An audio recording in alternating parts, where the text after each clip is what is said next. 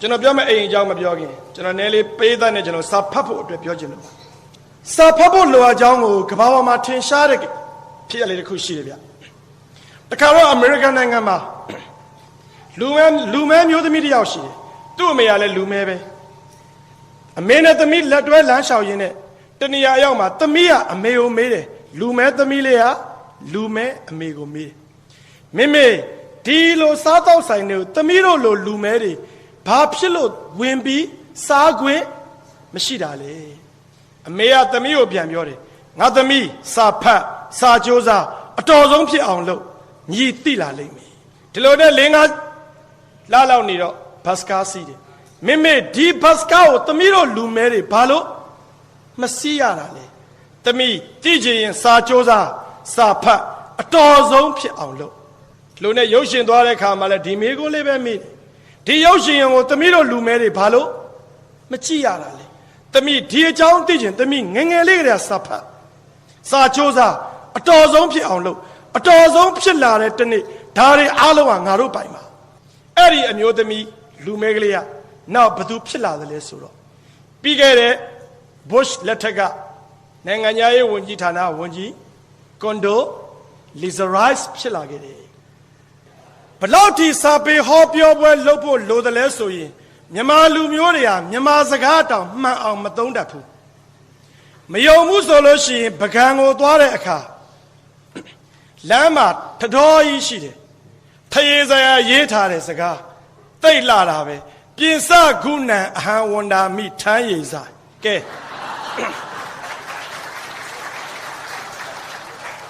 မြို့နာမည်တော့မပြောတော့ပါဘူးအဲ့ဒီနာမြို့ကအရက်ဖြူဆိုင်ရေးထားတာ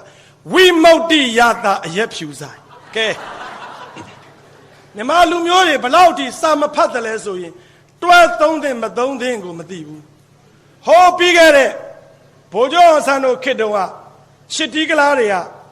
အတိုးပေးပြီးအပေါင်ခံတာရေးထားတာလဲကြည့်ဦးလူတုမြစ်တာအပေါင်ဆိုင်နဲ့ဖြစ်နိုင်မလားဗျာကဲကျွန်တော်တို့မျိုးသစ်မှာလည်းရှိတယ်အလွဲတွေမြန်မာစာပေကိုမတတ်တာမိဘမြစ်တာအပေါင်ဆိုင်အလွဲတွေဒီရဆိုတာရှိသေးတယ်အမောင်ကျိတ်ဆက်ကရေးထားတာဗုဒ္ဓံဓမ္မံတန်ခါအမောင်ကျိတ်သည်တဲ့ကဲဗျာ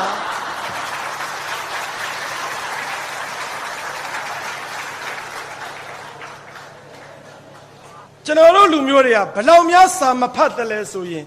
တွဲပြီးသုံးရမယ့်စကားလားတွဲပြီးမသုံးတဲ့စကားလားကိုမစင်စားရတာစာဖတ်ဖို့လိုတယ်ကျုံလို့ပြောတာပါပြီးခဲ့တဲ့1986 80ဝန်းကျင်ပေါ့ကျွန်တော်ကြားဘူးနားဝလေးပါဟာခါချင်းပြည်နယ်မှာအဲ့ဒီခေတ်တုန်းကတော့ဒီလိုပဲပြည်သူ့လွှတ်တော်ကိုယ်စားလှယ်တွေကရန်ကုန်လိုမျိုးမှာသူလွှတ်တော်ကိုယ်စားလှယ်တွေကဒီလိုပဲပေါ်ပြပြောကြဆိုကြညင်ကြခုံကြဆွေးနွေးကြပြီးတဲ့အခါမှာအဲ့လွှတ်တော်ကိုယ်စားလှယ်တွေကသူတို့အဲ့ဒီချင်းပြည်နယ်ရဲ့လွှတ်တော်ကိုယ်စားလှယ်ကချင်းပြည်နယ်လည်းမရောက်ဘူးဒါပေမဲ့အဲ့ဒီနယ်တော့ကိုယ်စားလှယ်ဖြစ်တော့သူအဲ့ဒီသွားပြီးတော့သူကအဲ့ဒီလွှတ်တော်နဲ့ပတ်သက်တာသူကသွားရှင်းပြရတာဗျ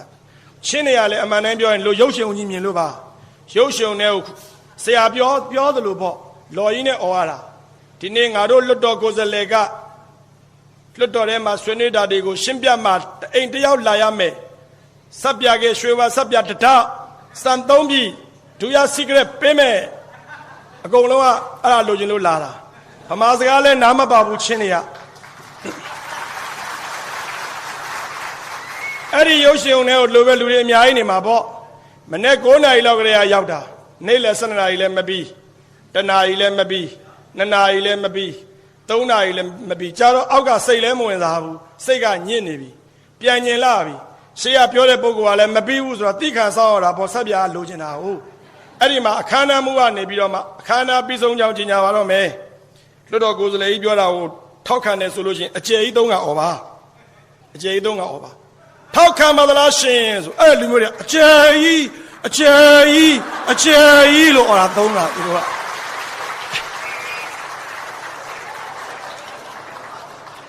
သူကထောက်ခိုင်အကျယ်ကြီး3 ကអော်ခိုင်းတာအောက်ကလည်းအကျယ်ကြီး3 ကអော်တော့စပ်ပြရတာဟုတ်ဗျနားတွေပါအဲ့ဒီလိုစိတ်ဝင်စားတာ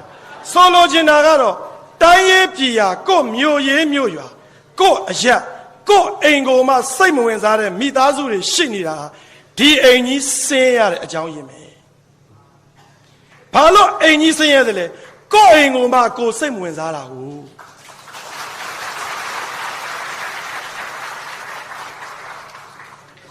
ဒီမှာအမျိုးသမီးတွေစာဖတ်တင်တယ်ဗျဟိုတနေ့ကကျွန်တော်စာလေးတစ်ပုဒ်ဖတ်တာသဘောကျလို့ပါတခါတော့ငါတဲ့လင်မယား2ယောက်ရှိတယ်အဲ့ဒီယောက်ျားမိန်းမကိုတအားနိုင်တာတဲ့ပါရိနာတွေရိုက်စူဆဲအောင်ငါတအားရိုက်တာဘလောက်ရိုက်မိန်းမသိခံတယ်တဲ့ဘလောက်သိခံတယ်လဲဆိုဘယ်လိုစူဆူဆဲဆဲဘယ်တော့မှပြန်မပြောဘူးအရက်တည်းကလည်းဒီမိန်းမလောက်သိခံတာအရက်အံ့ဩတယ်တဲ့ကျွန်တော်စာလေးဖတ်တရားအိမ်တော်ရှင်အမျိုးသမီးတွေအတူယူလို့ရအောင်လို့တအားသိခံတာဒီလောက်သိခံလုံးတော့သူတို့အိမ်မှာဆုံးခံကြွားတဲ့ကိုတော်ကဒကမာကြီးအရန်သိခံတာပဲအရက်တည်းကတွေ့တယ်ဒီလိုခန္ဒီပါရမီနဲ့ပြည့်စုံအောင်ဘယ်လိုတွေများပါရမီဖြစ်ထားလို့လဲလွယ်လေးပါအရှင်ဘုရားတဲ့အရှင်ဘုရားဆိုလိမ်မပြောလိမ်ပြောလို့မဖြစ်လို့အမှန်တိုင်းမလျှောက်ပါမပြောစားမှာဘယ်လိုများသိခံတော့လဲလွယ်လေးပါတဲ့ဒီလောက်ကျမကိုနှိပ်စက်ပြီးတအားစကားများတဲ့ယောက်ျားကိုသိခံနေလွယ်လေးရဲ့တဲ့သူတိုက်နေကြသဘွတ်တန်နဲ့ကျမမနဲ့ဆိုအိမ်သာဆေးတယ်တဲ့အဲ့ဒီသဘွတ်တန်ပြန်ထားတာပြီးတော့ကြိုက်သလိုပြောသူကဒါစာဖတ်လို့ရှင်နိုင်နီးသိတာကဲအိမ်အကြောင်းလေးစပြောကြည့်အောင်ကျွန်တော်ဏ္ဍန်ပြောတာ7နှစ်ရှိသွားပြီ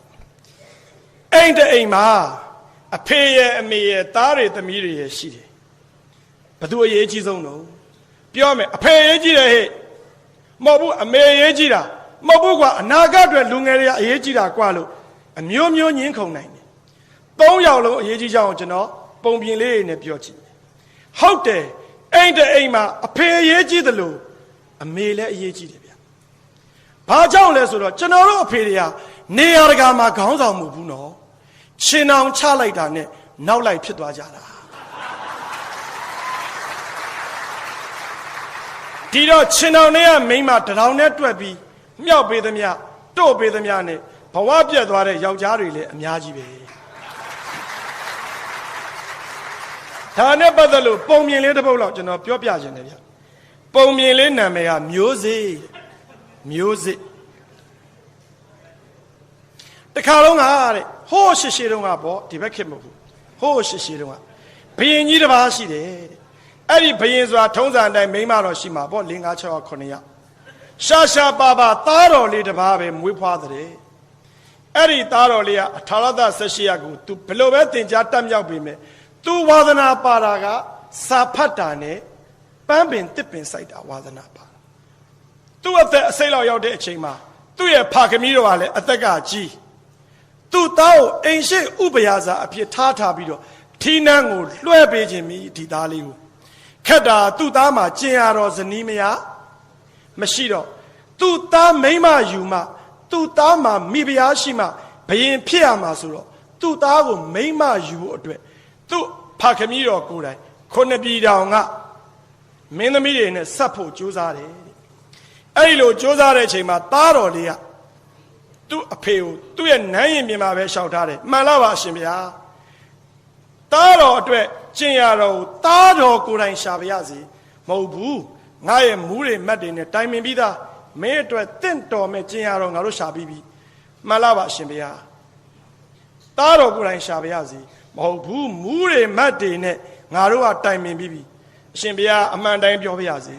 မူးမတ်ဆိုတာမြန်မာစကားအစ်စ်ပါဗျာမှုဆိုတာအကြည်အမှုမတ်ဆိုတာတက်မတ်အောင်ဆောင်ရွက်ပေးရသူပြည်သူနဲ့ဘရင်အကြားပြည်သူခံစားချက်တွေကိုမှန်မှန်ကန်ကန်တက်မတ်ပြောဆိုတင်ပြရတဲ့တတ္တိရှိသောအကြည်အမှုကိုမူးမတ်လို့ခေါ်တယ်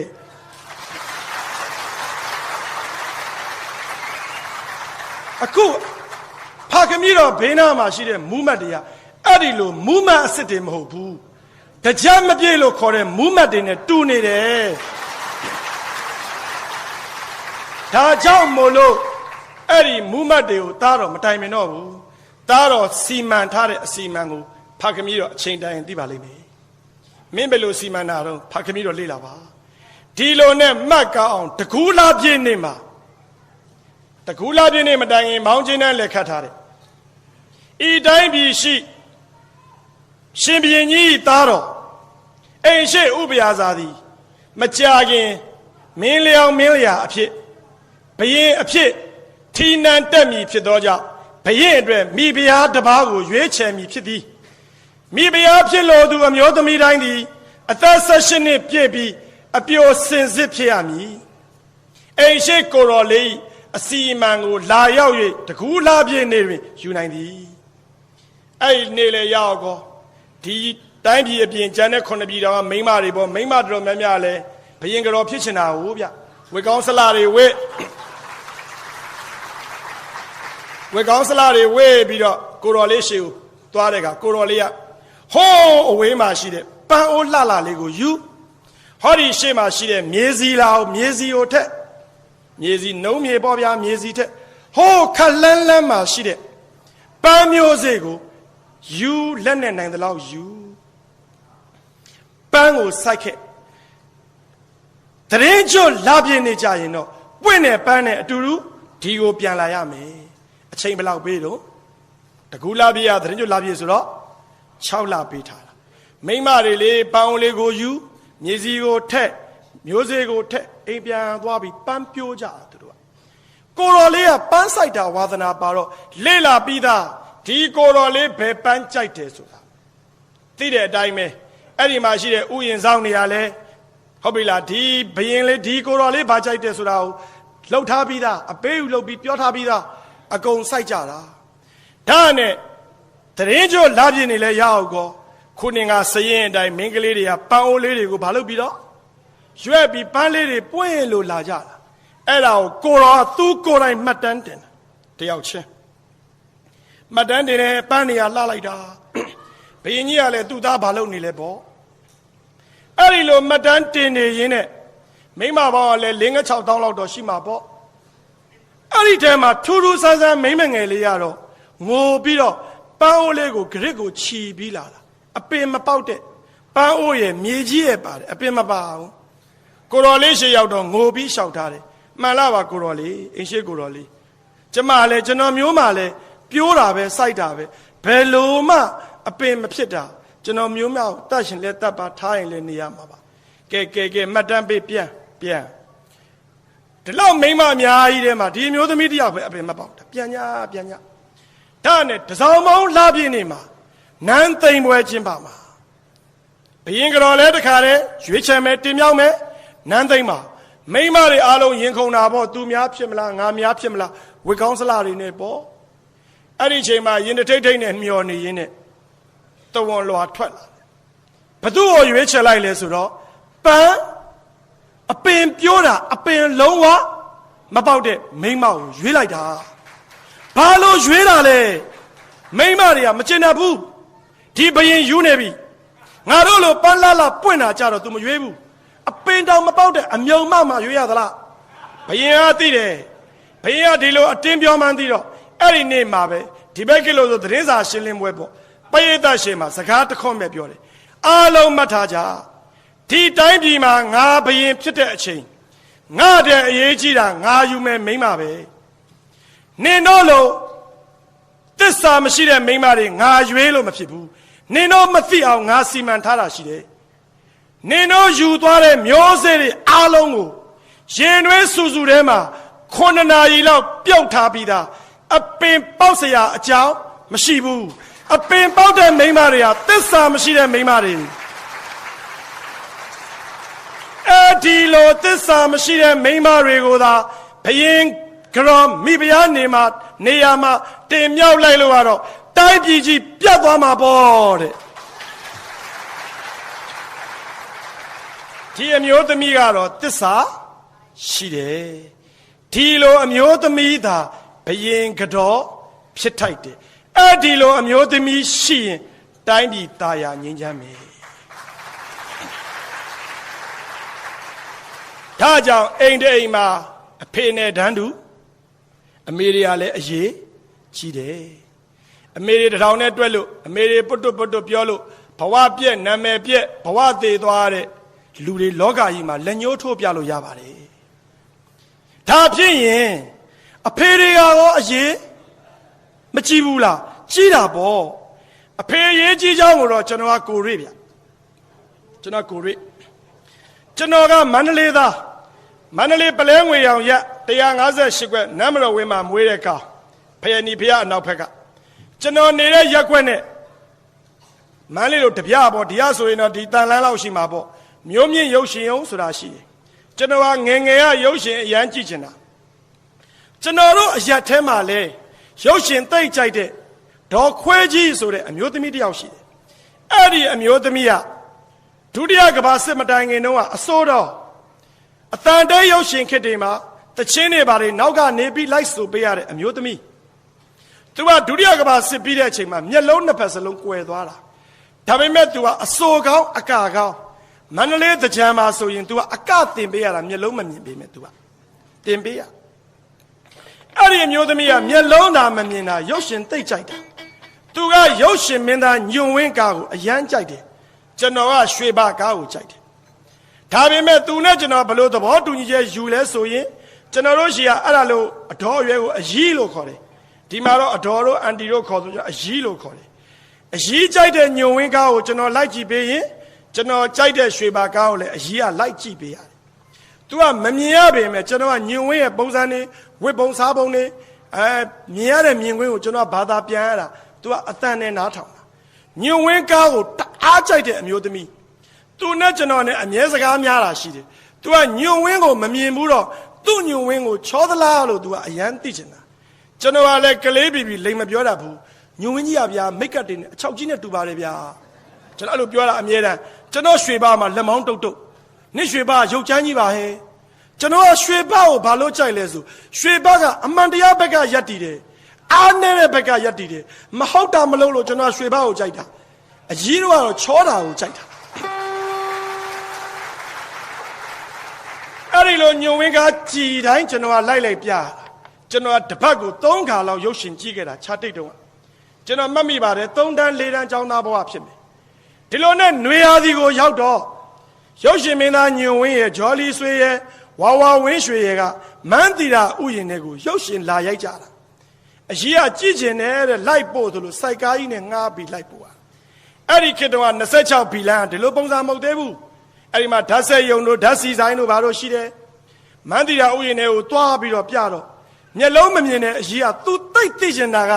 ညွန့်ဝင်းချောသလားကိုသိချင်တာသူမဲတိုင်းကျွန်တော်ကမချောဘူးကြီးပြောတော့ကျွန်တော်နဲ့သူနဲ့စကားများနေတာကြီးကိုရုပ်ရှင်ရိုက်တဲ့အဖွဲတွေကကြားတာဗျကြားတော့ဂျော်လီဆွေကြီးကရောက်လာတာရှူတယ်စကားမပြောနဲ့ရုပ်ရှင်ရိုက်နေတယ်တဲ့ကျွန်တော်ကလည်းကလေးပြီဟုတ်ကဲ့မပြောဘူးခမရလို့ကျွန်တော်အကြီးကညွန့်ဝင်းပရိသတ်ပါလို့ခေါ်ပေးပဲခေါ်ပေးမယ်ငင်းငင်းနေဆိုကျွန်တော်ရုပ်ရှင်ရိုက်တာအစာဆုံးကြည့်ရတာပေါ့မီတို့မှန်တို့ပေးတာရုပ်ရှင်မင်းသားညွန့်ဝင်းကတော်ပါတယ်ရုပ်ရှင်လည်းရိုက်ပြီးတော့ကျွန်တော်နားကိုရောက်လာတာရောက်လဲလာအမေညွန့်ဝင်းရောက်ပြီလဲပြောအကြီးညွန့်ဝင်းရောက်ပြီလဲပြောရောကျွန်တော်အကြီးမျက်စိမမြင်တဲ့အကြီးကညွန့်ဝင်းဘလို့တော်ကြောင်းချောကြောင်းလှကြောင်းဘန်ဒိုလူလေးနဲ့သူစားမဘလို့တရုပ်ဆောင်ကောင်းကြောင်းသူကတအားပြောတော့ညွန့်ဝင်းကသဘောကျတာဘောကောင်းတာပြောတော့ကျွန်တော်ကလည်းသူပြောလေရင်ထဲကမချင်နဲ့လေသူရွှေ့နာကျွန်တော်ကသိတာဟုတ်ဗျဒါနဲ့ကျွန်တော်ကပြောရတာကျွန်တော်လည်းအကွက်ချောင်းနေတာကျွန်တော်ကလည်းကျွန်တော်အရေးကိုကျွန်တော်ကပညာပေးခြင်းနေပြီအဲ့ဒီခါမှာ तू ကစကားတခွန်းဘာပြောလဲဆိုတော့ငါမီးလေးကလိုက်ပို့လို့ငါမင်းလာတွေးလို့ရတာတဲ့ဆိုကျွန်တော်ကလည်းအကွက်လဲဝင်ရောတန်းပြောတာကျွန်တော်အကြီးကဒုတိယကမ္ဘာစစ်တော့မျက်စိနှလုံးလုံးကွဲနေတာမမြင်ရဘူးဗျလို့ဆိုတော့အဲ့ဒီမှာဂျော်လီဆွေကြီးကအံ့ဩသွားတာဟာမျက်လုံးမမြင်တဲ့မိန်းမမင်းကိုကောင်းတယ်ချောတယ်ပြောတာအံ့ဩစရာပဲဟာနဲ့ရီတာအဲ့ဒီလိုရီတော့ကျွန်တော်အကြီးကမခံဘူးဗျဟဲ့နင်အဲ့လိုမရီပါနဲ့တဲ့ညွန့်ဝင်းကိုငါမမြင်ရပေမဲ့သူ့အဖေရွှေမန်းတင်မောင်ငါမြင်ခဲ့ရတယ်ဟဲ့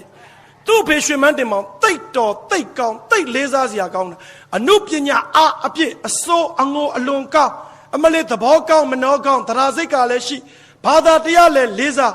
အဲ့ဒီလိုတိတ်တော်တဲ့အဖေရဲ့သားလည်းသူ့အဖေလိုပဲတော်မှာပဲပေါ့တဲ့အဲ့ဒီချိန်မှာဂျော်လီဆွေကြီးကသူကြီးတာကိုရပ်ပြီးတခွန်းနဲ့သူပြောတာအော်လက်စတတ်တော့အဖေကိုချစ်ရင်သားသမီးတွေကိုလည်းပြည်သူကချစ်တကိုးဗျာ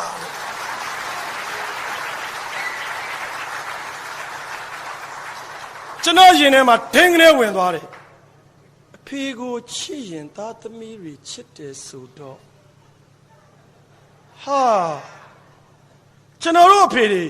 စဉ်းစားဖို့ကောင်းနေတော့ကျွန်တော်တို့ကအချိန်တိုင်းရင်သေမှာကျွန်တော်တို့သားသမီးတွေကိုလူပုံလဲမှာထားခဲ့ရမှာကျွန်တော်တို့ကိုချစ်ရင်ကျွန်တော်တို့သားသမီးတွေကိုလည်းချစ်တယ်ဆိုတော့ကျွန်တော်တို့မျက်လုံးနှလုံးကွယ်ပြီးသေပြီးတဲ့နောက်ကြံခဲ့မဲ့ကျွန်တော်တို့သားသမီးတွေလုံခြုံစိတ်ချရဖို့အတွက်ပြည်သူချစ်အောင်တော့နေသင့်တယ်ဗျ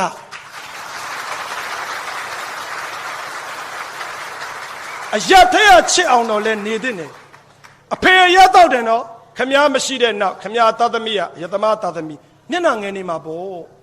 အဖေတွေလည်းအရေးကြီးတယ်အိမ်တိမ်မှာဒါကြောင့်အိမ်တိမ်မှာအမေလည်းအရေးကြီးတယ်လို့အဖေလည်းအရေးကြီးတယ်ကဲဒါဖြစ်ရင်မေးရအောင်မယ်သားသမီးတွေရောအရေးမကြီးဘူးလားကြီးတာပေါ့ကြီးတာပေါ့သားသမီးဆိုလူငယ်တွေအကြောင်းပြောအောင်မယ်မြန်မာနိုင်ငံကလွဲလို့ကျန်တဲ့ဖွံ့ဖြိုးဆဲနိုင်ငံဖွံ့ဖြိုးပြီးနိုင်ငံတွေမှာ ICS လို့ခေါ်တဲ့ကျွန်တော်တို့ရုပ်ရှင်ကားတွေမှာဗျာ Spider-Man တို့ Batman တို့ရှိသလို Iceman တွေအများကြီးခက်စားနေတယ် Iceman ဆိုဘယ်လိုဘာသာပြန်ရင်ကောင်းမလို့ရေခဲလူသားလို့ဘာသာပြန်ရင်တော့အဓိပ္ပာယ်မရှိဘူးဗျလူငယ်တွေက Iceman ဖြစ်ဖို့လိုတယ်စင်ကာပူနိုင်ငံမှာရောက်တဲ့ကျွန်တော်မြန်မာလူငယ်တွေ Iceman ဖြစ်သွားပြီကျွန်တော်တို့ Iceman မဖြစ်ဘူး ICES ကိုအဓိပ္ပာယ်ဖွင့်ကြည့် I ဆိုတာ internet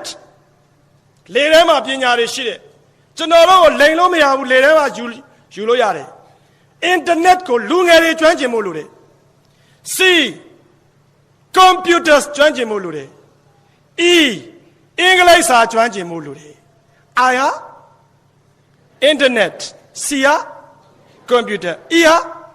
အဲ့ဒီသုံးခုမတက်လို့ကတော့လူပြည်ရောက်ပြီးတော့လူမဖြစ်တဲ့ကာလကိုကျွန်တော်တို့ဖြတ်သန်းနေရပြီအိမ်တအိမ်မှာလူငယ်တွေအရေးကြီးတယ် ICES ဖြစ်အောင်စ조사ထားကြပါဒါပါပဲ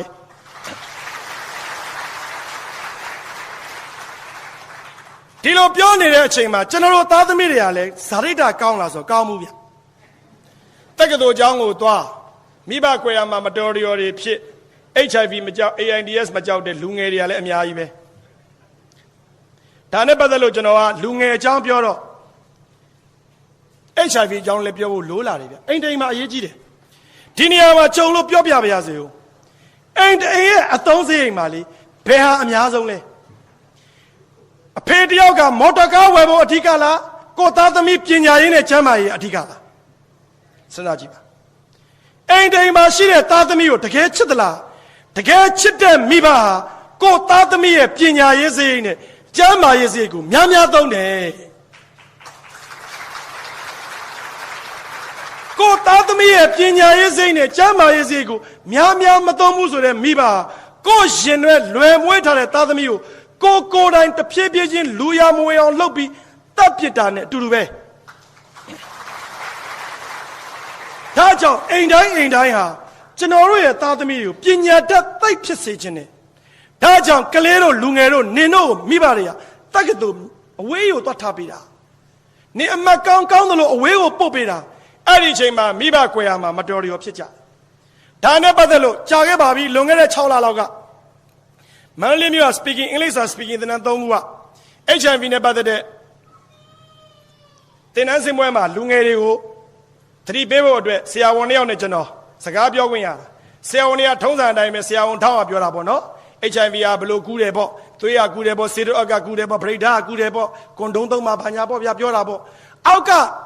ဆယ်ရဲအောင်ပြီးတက္ကသိုလ်တက်နေတဲ့စပီကင်ကျောင်းသားတွေကဆရာဝန်2ယောက်လုံးပြောသွားတာဘယ်သူမှစိတ်ဝင်စားဘူးအိမ်မှာရှိတဲ့9တန်းကျောင်းသားကျောင်းသူတောင်သိတယ်အဲ့ဒီလိုသွေးရကူးတယ်တို့စေတိုအက်တို့လိန်ဆက်ဆိုင်ကူးတယ်တို့နားထဲမှာရော့နေပြီအောက်မှာရှိတဲ့ကျောင်းသား200ကျော်ကလေလုံးဝစိတ်ဝင်စားဘူးရှေ့ရဆရာဝန်2ယောက်ပြောတာ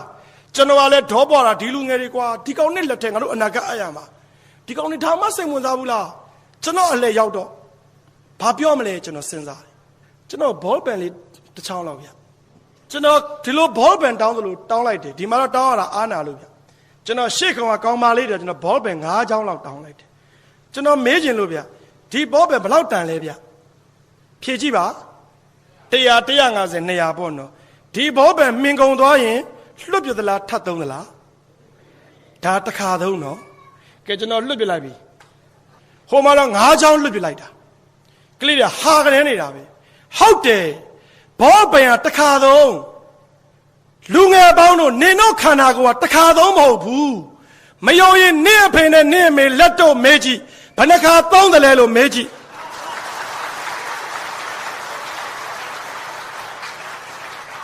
နင်တို့ကိုနင်တို့တစ်ခါသုံးများမှတ်နေကြသလားမိန်းကလေးပေါင်းတို့တစ်ခါသုံးမဟုတ်ဘူးယောက်ျားပေါင်းတို့တစ်ခါသုံးမဟုတ်ဘူးကျောက်တော်နိုင်ငံလူငယ်တွေကကျမ်းမာရေးကူးမဆိုင်ဘူး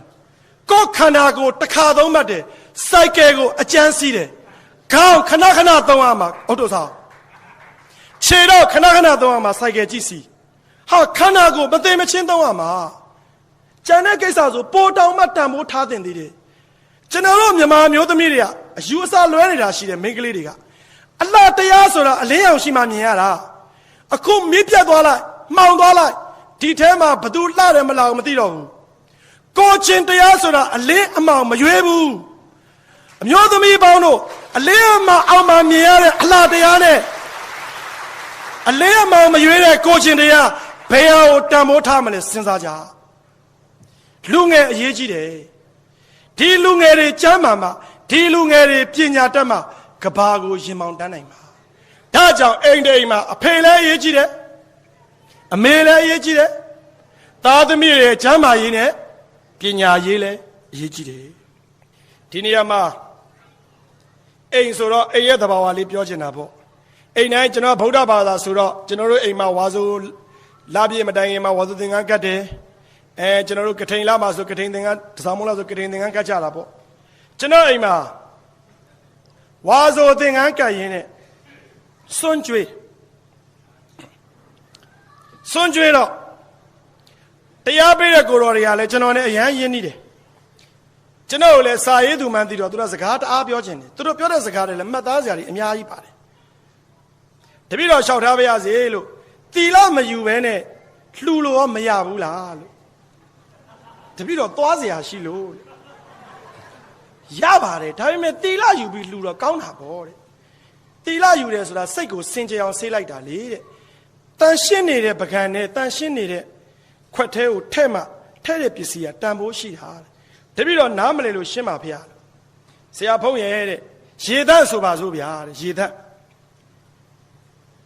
ဒါရေသန့်မယ်ဒီရေဘလောက်တန်ဒီဖန်ခွက်ညစ်ပတ်နေရင်ဒီရေသန့်မှာတန်ဖိုးရှိထားတဲ့ရေသန့်ရဲ့တန်ဖိုးကဒီထဲရောက်တာနဲ့တန်ဖိုးမရှိတော့ဘူးကျွန်တော်တောက်ရတဲ့ပလေးကိုကင်ပြီးယဟန်တန်ကတော့ပြောလာရေသန့်တော့တဲ့ဟောဒီခွက်ညစ်ပတ်တဲ့ထဲလိုက်တာနဲ့ဒီခွက်တည်းရရေမသန့်တော့ဘူးတဲ့ဆိုလိုချင်တာကတော့ဗျာတဲ့လူတွေဟာစိတ်ကောင်းရှိဖို့သိလို့တယ်ရေသန့်ဟာလူရဲ့အရည်ချင်းနဲ့တူတယ်ဆရာဝန်ကြီးပေါ့အင်ဂျင်နီယာကြီးပေါ့စစ်ဗိုလ်ကြီးပေါ့မြို့နယ်အုပ်ချုပ်သူကြီးပေါ့ခုနပြောတဲ့သကြီးပေါ့အရည်ချင်းတွေကျောင်းဆရာကြီးပေါ့စာရေးဆရာပေါ့အရည်ချင်းကြီးအရည်ချင်းစိတ်ကောင်းမရှိတဲ့ခန္ဓာအိမ်ထဲကိုလည်းအဲ့ဒီအရည်ချင်းရောက်သွားတော့သုံးမရတော့ဘူးတဲ့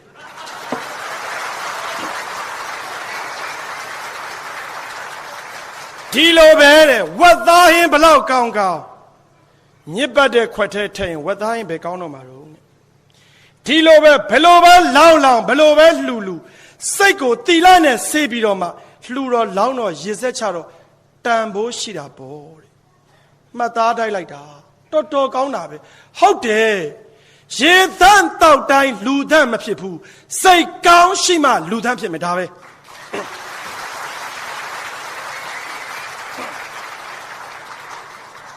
ဒီလိုနဲ့ကထိုင်သင်္ကန်းကတော့ကျွန်တော်အိမ်မှာယဟန်တန်ဃာတော်တွေကကျွန်တော်နဲ့အလွန်အင်မတန်ရင်းနှီးတော့ကျွန်တော်ဆိုသူကစဟဲနောက်ဟဲပြောဟဲဆိုဟဲရှိတယ်ဒီလိုပဲပရိသတ်ကများတာပေါ့ဗျာကထိန်ဆိုတော့အိမ်မှာလဲကြာစာဟင်းနေကျွေးထမင်းနေကျွေးဆိုတော့ပရိသတ်က80 100လောက်ဆိုတော့လာတဲ့ကိုတော်ကလည်းတော်တော်စကားပြောချင်နေပြီသူကရေစက်မချခင်တရားချိမြင့်မယ်တဲ့ကျွန်တော်ရဲ့ကထိန်မှာလဲဖိတ်ထားတာရောက်ွက်လူကြီးတွေမြို့နေရလူကြီးတွေပါတယ်ကျွန်တော်တငယ်ချင်းအရာရှိတွေပါတယ်က တဲ့ရေစက်မချခင်နဲ့တရားလေးဟောအောင်မယ်တဲ့ကဲနားထောင်ကြတဲ့တခါကြီးတော့တခါမကြီးတော့တဲ့ချမ်းသာခြင်းကြသလားတဲ့ချမ်းသာခြင်းပါတယ်ဗျာကြဲကြဲပြောပါတယ်တကယ်ချမ်းသာခြင်းသလားတဲ့တကယ်ချမ်းသာခြင်းပါတယ်ဗျာချမ်းသာခြင်းအစစ်အမှန်ကိုတကယ်လိုချင်သလားတဲ့တကယ်လိုချင်ပါတယ်ဗျာအေးမှတ်ထားတဲ့ချမ်းသာခြင်းခိုးရတယ်ကွာ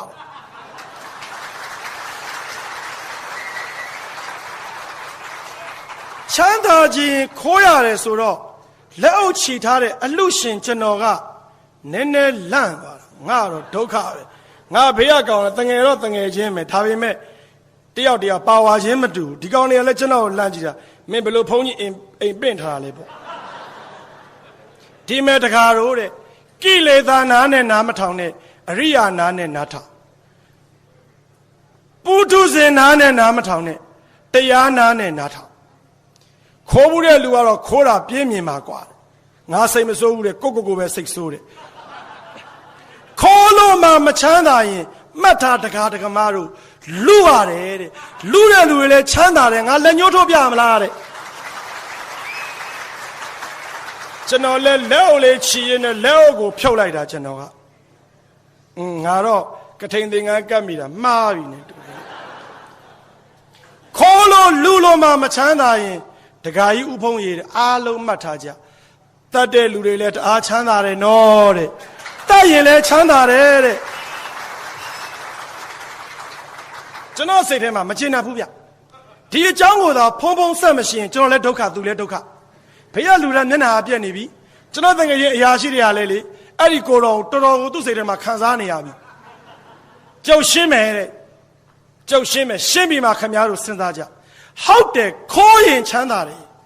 ခိုးတဲ့လူတွေချမ်းသာတယ်ခိုးတယ်ဆိုတာသူမြဥစ္စာပစ္စည်းခိုးခိုင်းတာမဟုတ်ဘူးမနေ့အိယာထညအိယာဝင်ဖျားရှိခိုးသူတိုင်းစိတ်ချမ်းသာတယ်လို့ကျုပ်ကပြောတာတဲ့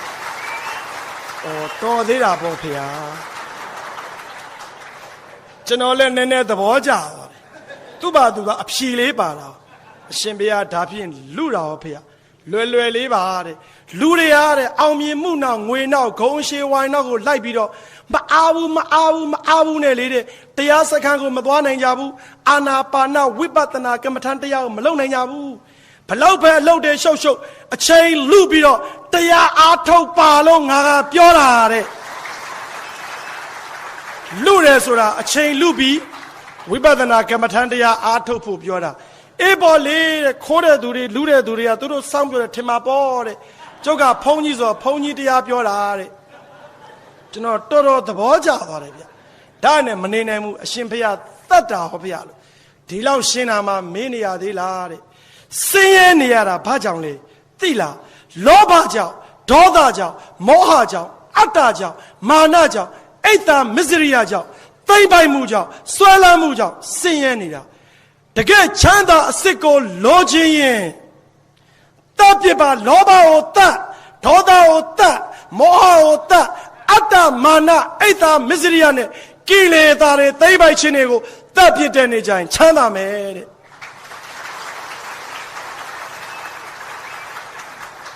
ကျွန်တော်လည်းဥသုံးချိန်ကိုဖြေချကျေးဇူးကြီးလာပါတယ်ဗျာလို့တပည့်တော်ခိုးတယ်လူတယ်တတ်တယ်ဆိုတော့တပည့်တော်ပုထုဇဉ်နာဆိုတော့ ਨੇ ကြောက်သွားတာဗျာလို့ကျုပ်တို့ကတရားစကားပြောတာပါဗျာတဲ့ကဲဒီထက်ကပရိသတ်ကြီးကိုဝေမျှပါတယ်ချမ်းသာခြင်းအစစ်ကိုလိုချင်ရင်ခိုးတဲ့နာကိုခိုးပါလူတဲ့နာကိုလူပါတတ်တဲ့နာကိုတတ်ကြပါခင်ဗျာ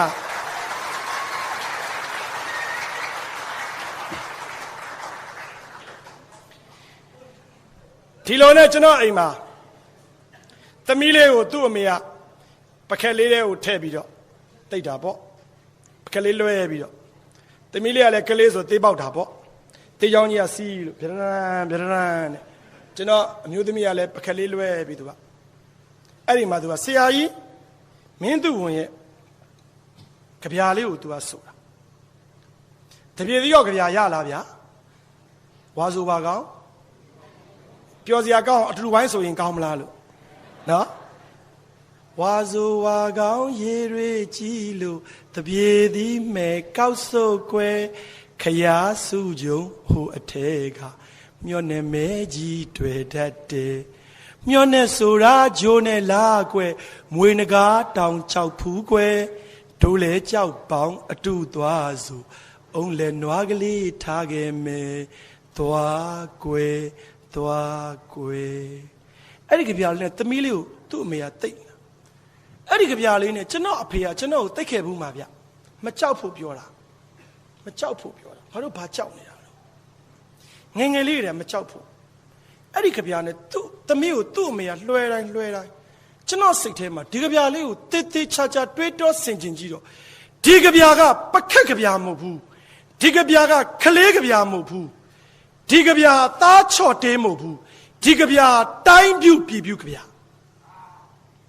1940ခုနှစ်ဒုတိယကမ္ဘာစစ်ဖြစ်ချိန်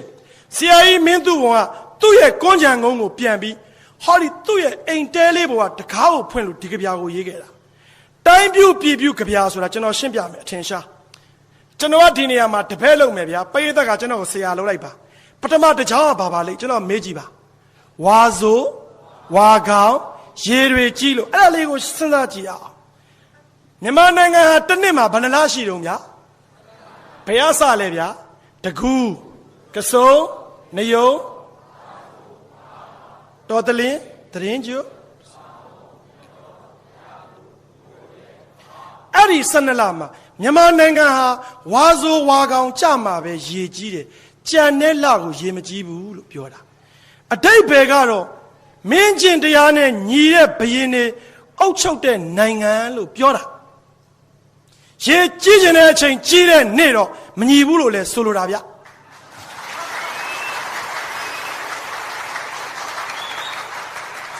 နောက်တနည်းလဲယူလို့ရသေးတယ်ဝါဆိုဝါကောင်မှာရေတွေကြီးပြီးကြံတဲ့လမှာရေတွေမကြီးတာအကြောင်းရှိတယ်တဘာဝပတ်ဝန်းကျင်ထိမ့်သိမ့်တဲ့လူမျိုးတစ်တော်တွေကိုအရန်ကာရောမခုတ်တဲ့လူမျိုးရွှေတွေအရန်မကျင်တဲ့လူမျိုးတဘာဝပတ်ဝန်းကျင်ကိုနေတော့မြန်မာလူမျိုးတွေထိမ့်သိမ့်ကြလို့လဲသတိပေးသွားတယ်အခုတော့ရေကကြီးကျင်တယ်လို့ကြီးတာတဘာဝပတ်ဝန်းကျင်ကျွန်တော်တို့ကထိမ့်မှမထိမ့်သိမ့်တာကိုဝါဆိုဝါကောင်ရေတွေကြီးလို့ဟောဒီတိုင်းပြည်မှာဘယ်ခစ်ဘယ်ခါပဲဖြစ်ဖြစ်ဝါဆိုဝါကောင်မှရေကြီးရတဲ့အကြောင်းရင်းဟာတဘာဝတရားဇာတအရင်းမြစ်တွေထိမ့်သိမ့်ကြဟေးပြည်သူပြည်သားနဲ့အုပ်ချုပ်သူဘရင်ညီညွတ်ကြဟေးလို့သတိပေးသွားတယ်တိုင်းပြူပြည်ပြူဝက်ကြလေကဲနောက်တစ်ကြောင်းဗျာဝါဆိုဝါကောင်ရေတွေကြီးလို့တပြေသီးမဲ့ကောက်စုကွယ်တာမန်ဆိုရင်တော့တပြေသီးမဲ့ကောက်စားတာဘာဆန့်လက်ထင်မှာကျွန်တော်တို့နိုင်ငံမှာနေပြီးကျွန်တော်တို့နိုင်ငံရဲ့အလှကိုမမြင်တာကျွန်တော်တို့အိမ်မှာနေပြီးကိုယ့်အိမ်အလှကိုမမြင်တာဗျရေချိုမြေကြီးနိုင်ငံအလယ်ဟာဖြတ်စင်တာကမ္ဘာပေါ်မှာမြန်မာတနိုင်ငံပဲရှိတယ်စဉ်းစားကြည့်ပါရေချိုမြေဟောဒီအောက်ကိုတူးကြည့်ပါမြန်မာနိုင်ငံရဲ့အောက်မှာရေချိုပင်လယ်ကြီးရှိတယ်ကမ္ဘာမှာရေချိုတွေရှားနေပြီးမြန်မာနိုင်ငံတကြံမှာရေချိုနဲ့ပတ်သက်တိုင်းပြီတပြေးသီးမဲ့ကောက်တယ်ဆိုတာသူများနိုင်ငံမှာကြွေကြတဲ့အသီးကောက်စားလို့မရဘူးအစ္စရေးကောက်စားလို့မရဘူးပါလက်စတိုင်းကောက်စားလို့မရဘူးအီဂျစ်ကောက်စားလို့မရဘူးအင်္ဂလန်ရုရှားမရှိဘူးတပြေးသီးမဲ့ကောက်ဆုတ်ွယ်ဆိုတာငါတို့နိုင်ငံဟာဗရေသာပင်နိုင်ငံဟဲ့ထိမ့်သိမ့်ကြလို့လဲပြောတာဗရေသာပင်နိုင်ငံမှမသိဘူးကောက်ပြီးစားရုံပဲနတ်ဘုံနန်းကောက်စားရုံပဲသူများနိုင်ငံတော်တော်ကိုခက်ခက်စိုက်ပြစားတော့ရလားအလွယ်တကူစားလို့ရတယ်ဒါကိုပြောတာတပြေးသီးမယ်ကောက်စို့ကွယ်ပြီးတော့ခရာစူးကြုံဟိုအထဲကခရာစူးကြုံဆိုတာအဲ့ဒီခါတော့ဒုတိယကမ္ဘာစစ်ကြီးကိုပြောမယ်ထင်တယ်ဗျနယ်ချက်စနစ်ကိုပြောမယ်ထင်တယ်နယ်ချက်စနစ်ကကြောက်စရာကောင်းတယ်ကိုလိုနီစနစ်ကကြောက်စရာကောင်းတယ်ဒီနေရာမှာဆရာကြီးမင်းသူဝင်တို့ခေတ္တကကိုလိုနီနဲ့ဒီခေတ်ကိုလိုနီနဲ့မတူဘူးဗျပလေတိုရေးတာလေဝေမျှခြင်းလို့ပါပလေတိုကပြောဖို့တယ်ဗျသူတို့ခေတ္တကအလကားပါကွာတဲ့စစ်တိုက်နေတဲ့ဘရင်တွေစစ်တိုက်ပြီး colonization လုပ်တဲ့ဘရင်တွေအုံနောက်မရှိလို့တဲ့တကယ်အုံနောက်ရှင်စစ်တိုက်ဆရာမလိုဘူးတဲ့စစ်တိုက်ပြီး colony လုပ်တယ်ဆိုတာလူတွေလည်းသိတယ်ပင်ပန်းပါတယ်ကွာတဲ့ colony လုပ်ချင်တာများလွယ်လွယ်လေးရဲ့တဲ့ကိုဒေတာအတွင်းမှာ ကိုယ်နိုင်ငံကိုအခြားနိုင်ငံနဲ့စီကံရောစီကံနေရှိဖွံ့ဖြိုးတိုးတက်အောင်သာစ조사လိုက်ကိုယ်နိုင်ငံဖွံ့ဖြိုးလာရင်ကိုယ်နိုင်ငံလောက်မှမဖွံ့ဖြိုးတဲ့ဒီဒေသတွင်းနိုင်ငံတွေအလုံးလုံးနေရင်ကျွလာခံလိုက်မယ်ကွာတဲ့မယောရင်စင်ကာပူကိုကြည့်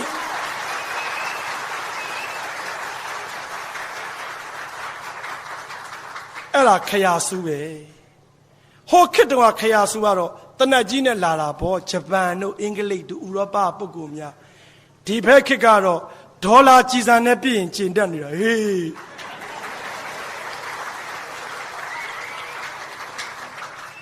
ယွမ်ကြီးစံနဲ့ပြည်ရင်ပြောနေတာဘတ်ကြီးစံနဲ့ပြည်ရင်ခုံပေါက်နေတာငါတို့က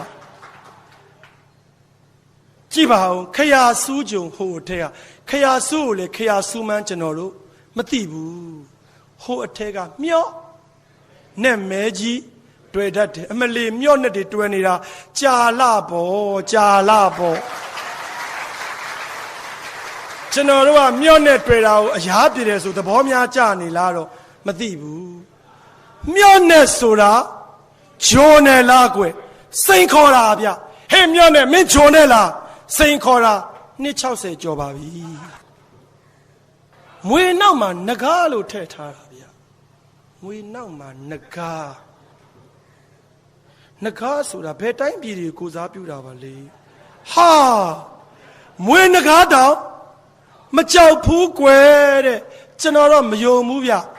အဲ့ဒီလမ်းကြီးသာပိတ်ဝစ်เสียအနှွေးတယ်တောင်ရှိမှာမဟုတ်ဘူး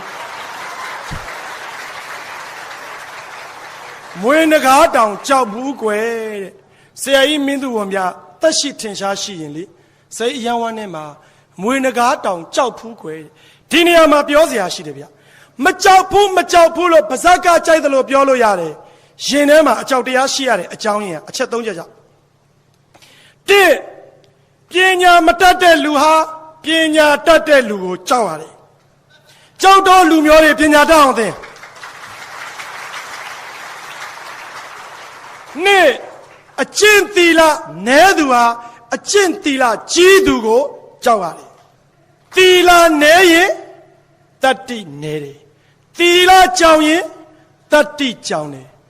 တတ္တိမရှိတာသီလမရှိလို့ဒါကြောင့်မကြောက်ဖို့ဆိုရင်တစ်ပညာတတ်အောင်သင်နှစ်ဇာတိတကောင်းအောင်နေကြသုံးချမ်းသာဖို့လိုတယ်ပတ်စံကျွန်တော်တို့ငွေမရှိရင်ငွေရှိတဲ့လူကိုကြောက်လာဒါသဘာဝပဲဒါပြင်ချမ်းသာတယ်ဆိုရင်စင်ရဲနိုင်တဲ့အချက်တွေပယ်ရမှာပေါ့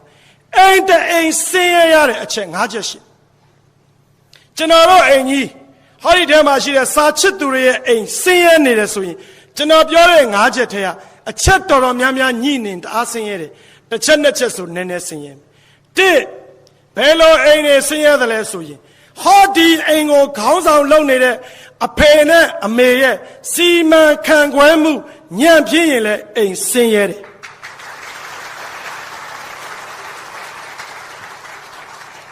ကျွန်တော်ဝန်ထမ်းသားသမီးပါကျွန်တော်တို့ရင်ဆင်းရဲပါတယ်အဖေနဲ့အမေစီမံခန့်ခွဲမှုညံ့နေဗျအဖေကအရက်ကလေးတများများနဲ့အမေကလည်းလေအိမ်တောင်ဖြိုးစဖိုးကရှောက်ချက်တာအမေကလည်းမလောက်ဘူးအမေနဲ့အဖေစီမံခန့်ခွဲမှုညံ့ပြင်းတော့ကျွန်တော်ဆင်းရဲခဲ့ကြတယ်တစ်အိမ်ရဲ့အဖေနဲ့အမေအိမ်ရဲ့ခေါင်းဆောင်အိမ်ရဲ့ဦးစီးအဖေနဲ့အမေစီမံခန့်ခွဲမှုညံ့ပြင်းဆင်းရဲတယ်လို့နှစ်မောင်နှမချင်းချင်းရံဖြစ်နေတဲ့အိမ်လဲဆင်းရဲတယ်တိုင်းပြည်လို့ပြောရင်ပြည်တွင်းစစ်ဖြစ်နေဆင်းရဲတယ်ပေါ့ဗျာသုံးအိမ်တအိမ်ဆင်းရတဲ့အကြောင်းရင်းဟာအိမ်မှာရှိတဲ့မိသားစုဝင်တွေဟာသူတို့ကိုယ်တိုင်အိမ်တွင်သခိုးတွေဖြစ်နေရင်လည်းဆင်းရဲတယ်ဗျ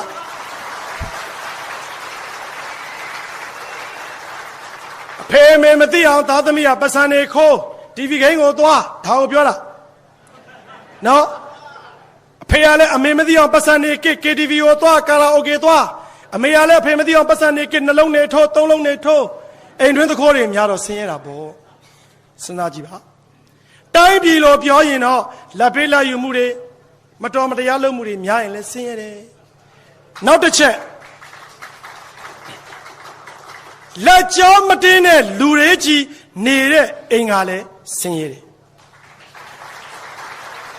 အိမ်တိုင်းမှာလူပြင်းနေများရင်ဆင်းရဲတယ်ကျွန်တော်တို့တိုင်းပြည်နဲ့ကြည့်ရင်ကျွန်တော်တိုင်းပြည်မှာလက်ကြောတင်းတဲ့လူနည်းတယ်ဗျ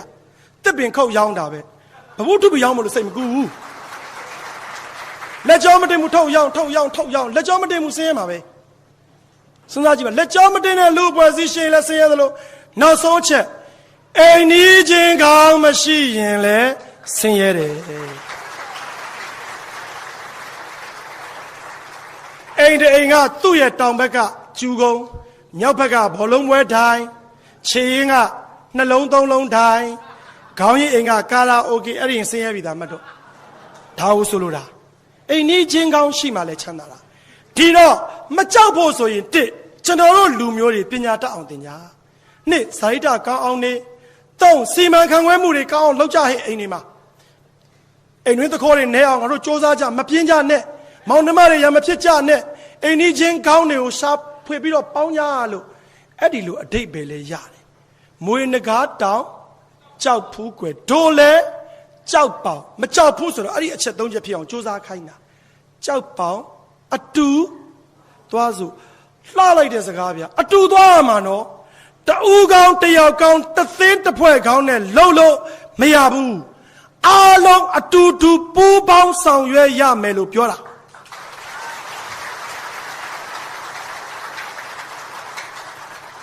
လူတော်တော်များများပြောတယ်ဗျဘသူမကောင်းလို့ဘသူဘာတွေမကောင်းတာဘသူမကောင်းလို့ဘသူမကောင်းတာ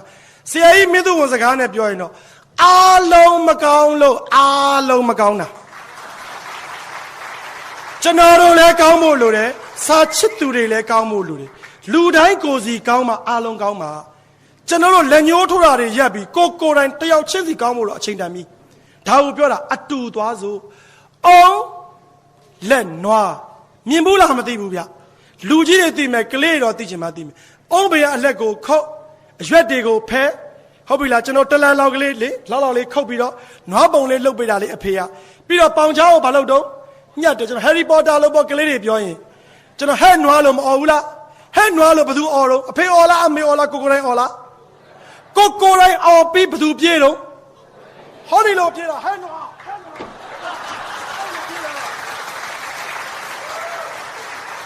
အောင်လက်နွားအထာဟိအထနောနာထောငါတို့တွေကိုအားကိုကြလို့လဲပြောတာဗျအောင်လက်နွားစီးတယ်လို့ပဲဟဲ့နွားလို့ကိုတိုင်းအော်ကိုတိုင်းပြေးငါတို့အားလုံးစ조사ကြကိုအားကိုအထာဟိအထနောနာထောဘသူမှအာမကိုနဲ့ငါတို့အားလုံးတာဝန်ရှိတယ်လို့ပြောတာအောင်လက်နွားကလေးထားခဲ့မယ်သွားကွယ်တိုက်တွန်းထားတာကျွန်တော်တို့ကဒီပကက်ကဗျာလေးကိုငငယ်လေးကလေးကကြားဘူးပြီးတော့ဒီလိုနှလုံးမသွင်းပြဘူးပကက်ကဗျာလေးကိုသာကျွန်တော်တို့နှလုံးသွင်းလိုက်မယ်ဆိုရင်ကျွန်တော်တို့အိမ်ကြီးအရန်ကိုလှလာမယ်လို့ကျွန်တော်ယုံကြည်ပါတယ်ဗျာ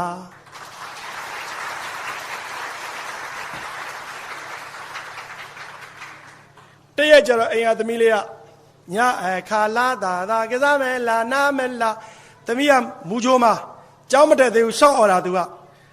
ခဏអော်တော့အဲ့ဒီအချိန်မှာကျွန်တော်သတင်းစာဖတ် TV ကြည့်နေအချိန်သတင်းစာနဲ့ TV ထဲမှာလဲနေဆက်မှာတိုက်ပွဲတွေဖြစ်နေသတင်းဖတ်ဘုံတွေခွဲအကြောင်းဖတ်သူကလည်းညအခါလာတာကစားမယ်လာနာမယ်လာအဲ့နားထဲမှာဘလို့သွားမြင်လဲဆိုတော့ညအခါလာတာကစားမယ်လာနာမလားဟုတ်ကလေးလေးရတာရွတ်နေတာလူကြီးတွေအဲ့ဒါလည်းစင်ကျင်တဲ့နေဗျအဲ့ဒါငင်းချမ်းရေးကြဗျာဗျစစ်မဖြစ်ကြနဲ့ညီညွတ်ကြညအခါလာတာမှာကလေးတွေကျွန်တော်တွေကစားခွင့်မရှိတာကြာပြီကစားခွင့်ပေးငင်းချမ်းရေးစာပေးဗျညအခါလာတာကစားမလားနားမလားညအခါလာတာမှာကစားခွင့်ရှိတဲ့လူမျိုးကျွန်တော်တို့အဲ့လိုကစားခြင်းနဲ့ကလေးကျွန်တော်သိပြီးသားကြပြလေးပါဗျဇွန်မန်းယုံအနီနုနဲ့နလဲသိမ့်ကျနေသည်ဆိုတာတိတ်လာတာဇွန်ပန်းဆိုတာလေတရားဇာတကိုပြောတာဗျကျွန်တော်အမြင်ကတော့တရားဇာတတွေစွတ်တူးတော့ဗျဇွန်မန်းယုံအနီမှာဇွန်ပင်ကိုရေစွတ်လောင်းတယ်လို့ပေါ့လှဲပင်းကြီးကကျွံရောဗျစွတ်ပြီးတော့ဇွန်ပန်းတွေကျွန်တော်တို့ကတော့ရေလောင်းပြီးတော့လှဲပင်းကျွံတယ်လို့တရားဇာတတိတ်ပေါ်တဲ့တိုင်းပြည်ကတရားဇာတတွေတိတ်သုံးတော့လှဲပင်းကြီးကကျွံရောဗျဒီသဘောကိုလည်းပြောသလားတော့မသိဘူး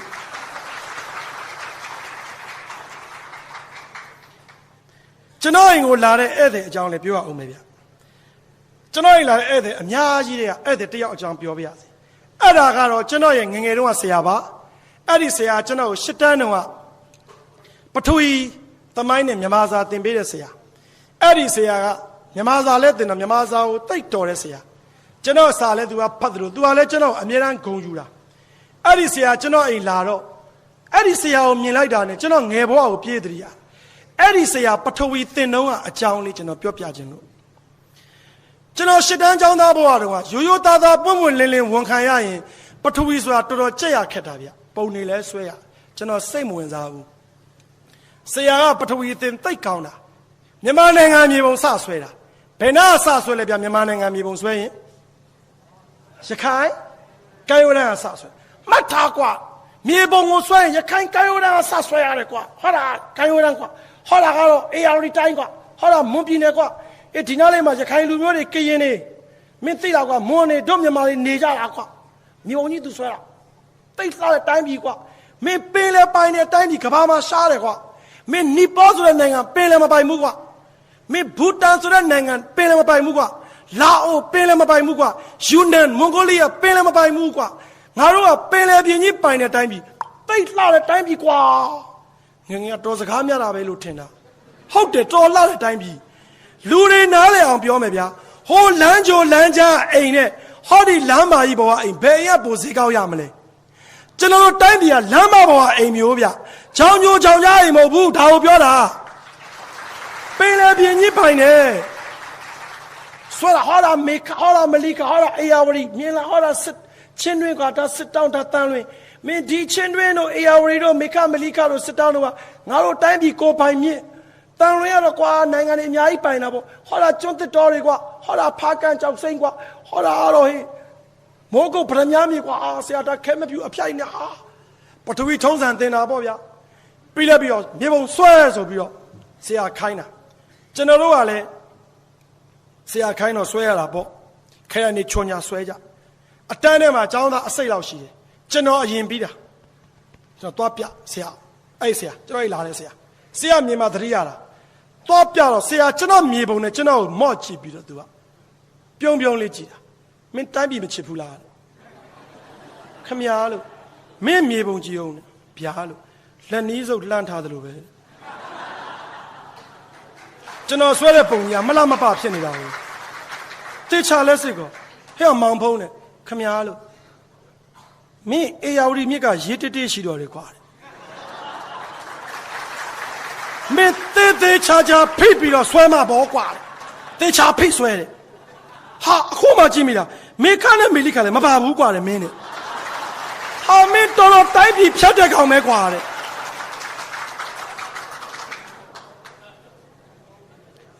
ကျွန်တော်နောက်ကိုကြည့်တော့ကျွန်တော်တကယ်ကြီးမြာဝင်နောက်ရောက်လာတော့ဆရာအမှန်ချစ်တယ်သူ့လက်မှထိုးပြီးတော့ကျွန်တော်ကိုသူကစာလေးရေးပေးတာပြည်ဖြတ်သူတဲ့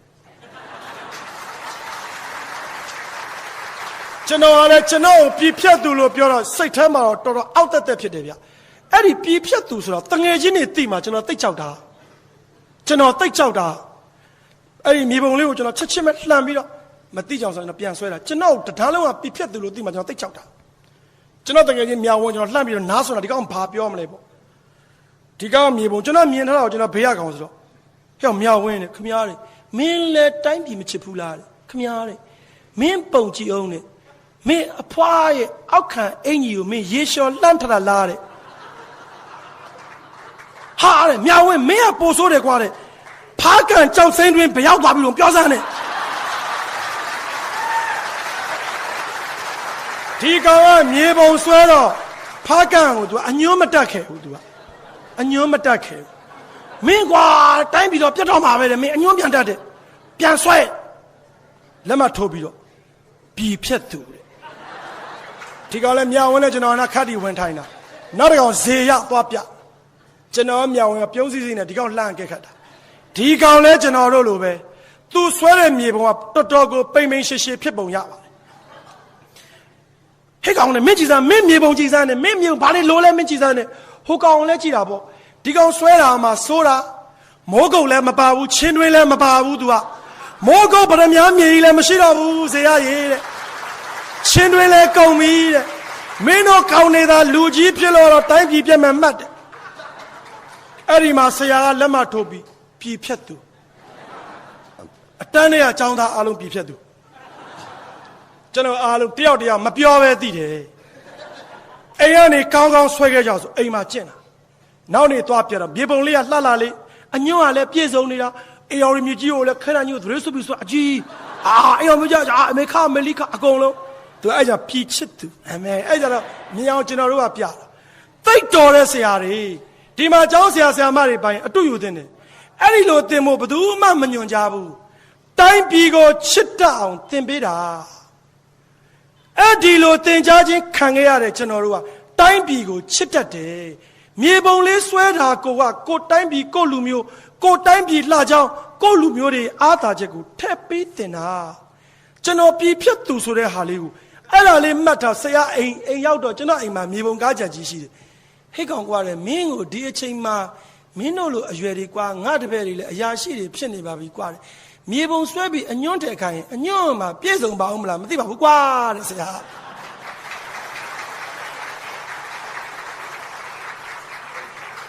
အဲ့ဒါနဲ့ဆရာနဲ့ကျွန်တော်တို့စကားပြောရင်းနဲ့ကဘာမကြေတချင်းကိုရောက်သွားကျွန်တော်ကဘာမကြေတချင်းဆိုမပြတော့ပါဘူးစာရေးဆရာတော်များများဆိုပြကြမှာပါအဲ့ဒီထဲကတိတ်ကောင်းတဲ့နေရာ2နေရာရှိတယ်တဲ့တရားမြတ်တာလွတ်လပ်ခြင်းနဲ့မသွေးပါညာထားလိုက်တော့နောက်နားလေးရလေပြည်တော်စုအမွေအမြဲတည်တံ့စေအဋိဋ္ဌံပြုမလဲထိန်သိမ်းစို့လေအမွေထိန်သိမ်းစို့လေအမွေဆိုတာရောင်းချဖို့မဟုတ်ဘူးထိန်သိမ်းဖို့ဗျတချင်းတောင်သဘောပေါက်ရလားမသိပါဘူးဗျာကဘာမကြေးဗမာအဲ့ဒါပဲတို့ဘုရားမွေးစင်းမချင်းမြန်တို့ပဲကျွန်တော်အတန်နေအတန်သားနဲ့မဆိုတာနောက်ဆရာတွေပြောရင်တို့ဘို့ခြံထားခြင်းလို့ပါနော်ပြည်တော်စုကိုအသက်ပေးလို့တို့ကာကွယ်မလေးအသက်အကြောင်းပြောခြင်းနဲ့ဗျဘိုးကျော်အဆန်းတို့ခေတ္တကတော့ဟုတ်တယ်ဗျရင်ပတ်ကြီးကိုတနက်ကြီးမှန်ဒိန်းဆိုသိရတာဗျအသက်နဲ့ဟုတ်တယ်ကျွန်တော်တို့အဖိုးတွေကျွန်တော်တို့အဖေတွေဒုတိယကမ္ဘာစစ်မှာနေကျက်တိုက်ထုတ်ခဲ့ကြတာတကယ်အသက်ပေးရတာဒီခေတ်မှာအဲ့လိုအသက်ပေးစရာမလိုဘူးလို့ဖြစ်နေတယ်အဲ့ဒီလိုနေမှာအသက်ကိုအတိတ်ပဲတစ်မျိုးပြန်ရမယ်ဒီချိန်မှာတိုင်းပြည်ရဲ့အသက်လူတစ်ယောက်ရဲ့အသက်ပေးတယ်ဆိုတာဘာလဲအသက်ဆိုတာအကျင့်စာရိတ္တပြောတာဗျကျွန်တော်တို့တိုင်းပြည်မှာအကျင့်စာရိတ္တမွဲတဲ့နေ့တိုင်းပြည်ပြတ်မယ်လို့ပြောတာပြည်တော်စုကိုအသက်ပေးဆိုတာစာရိတ္တကောင်းဖို့လိုတယ်လို့ပြောတာပြည်တော်စုကြီးကိုကျွန်တော်တို့ကစာရိတ္တမန်တိုင်နဲ့ကြက်ညံ့ခိုင်ကာကွယ်မှရမှာစာရိတ္တမကောင်းလို့တော့ပြတ်မယ်တချင်းသာဆိုနေတာပြည်တော်စုကိုအသက်ပေးလို့ဆိုရင်ကျွန်တော်တို့အသက်ဆိုတာတစ်ပင်အသက်ဟာအမြင့်လူတယောက်ရဲ့အသက်ဟာစာရိတ္တတိုင်းပြည်ရဲ့အသက်ဟာစာရိတ္တဟောအောက်ကနေဟောတက်တီစာရိတ္တကောင်းမှတိုင်းပြည်ကိုကာကွယ်ရရောက်မယ်ဒါပဲ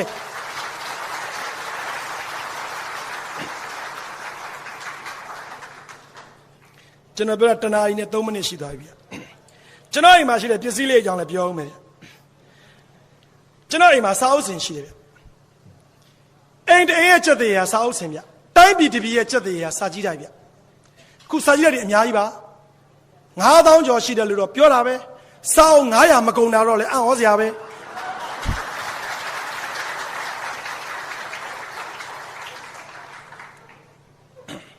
ကျွန်တော်အိမ်မှာစာအုပ်စင်ရှိတယ်အိမ်တိမ်ကိုဝင်သွားရင်ဒီအိမ်ဟာဘယ်လိုအိမ်လဲသိချင်စာအုပ်စင်ရှိမရှိကြည့်စာအုပ်စင်ရှိရင်ဘယ်လိုစာအုပ်ဖတ်တယ်လဲကြည့်ရင်ဒီအိမ်အစင်တန်းကိုသိနိုင်တယ်ဆရာတန်ဃာတော်များကိုမြင်လို့ပါကျောင်းတွေကိုသွားကြည့်ပါဆရာတန်ဃာတော်များရဲ့နောက်မှာဗီဒီယိုကြီးထဲမှာစာအုပ်တွေရှိတယ်ဆရာတန်ဃာတော်တွေစာတအားဖတ်တာကျွန်တော်တိုင်းပြည်နဲ့လူမျိုးကစာတအားဖတ်တဲ့လူမျိုးနော်အခုမှနဲလာတာစာဖတ်တဲ့လူတွေရဟန်းတန်ဃာတော်တွေကျောင်းကိုသွားကြည့်လိုက်စာအုပ်တွေစာတအားဖတ်ရတာစာတအုပ်ဖတ်ရင်ဖတ်တော့တန်မိုးရှိတယ်ကျွန်တော်အရင်စာအုပ်တွေကြည့်ပြီးကျွန်တော်တခုစဉ်းစားမိတာလူတွေကလေလူဘဝကိုစာအုပ်ကြီးနဲ့ကျွန်တော်မြင်ကြည့်တယ်တစ်နှစ်ကိုစာမျက်နှာတစ်မျက်နှာလို့ပဲစဉ်းစားကြည့်အောင်ကျွန်တော်အသက်52နှစ်ကျွန်တော်52မျက်နှာရှိတဲ့ဝတ္ထုလေးတစ်ပုဒ်ပေါ့မြတ်ဗုဒ္ဓကတော့စာမျက်နှာ80ရှိတဲ့ဝတ္ထုလေးတစ်အုပ်ပေါ့ဘိုလ်ချုပ်အောင်စာတော့32မျက်နှာပဲရှိတဲ့ဝတ္ထုလေးပေါ့လူတွေဟာစာအုပ်စင်ပေါ်ကစာအုပ်တွေနဲ့တူတယ်တချို့စာအုပ်ကြီးကတော့ထူတော့ထူပါရဲ့ဖတ်ချင်စပွဲမရှိဘူး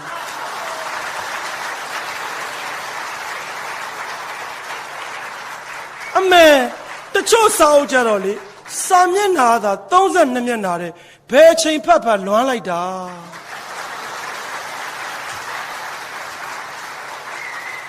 မြတ်ဗုဒ္ဓတတ်တော်80စာမျက်နှာ80ရှိတယ်အနိုင်မဲ့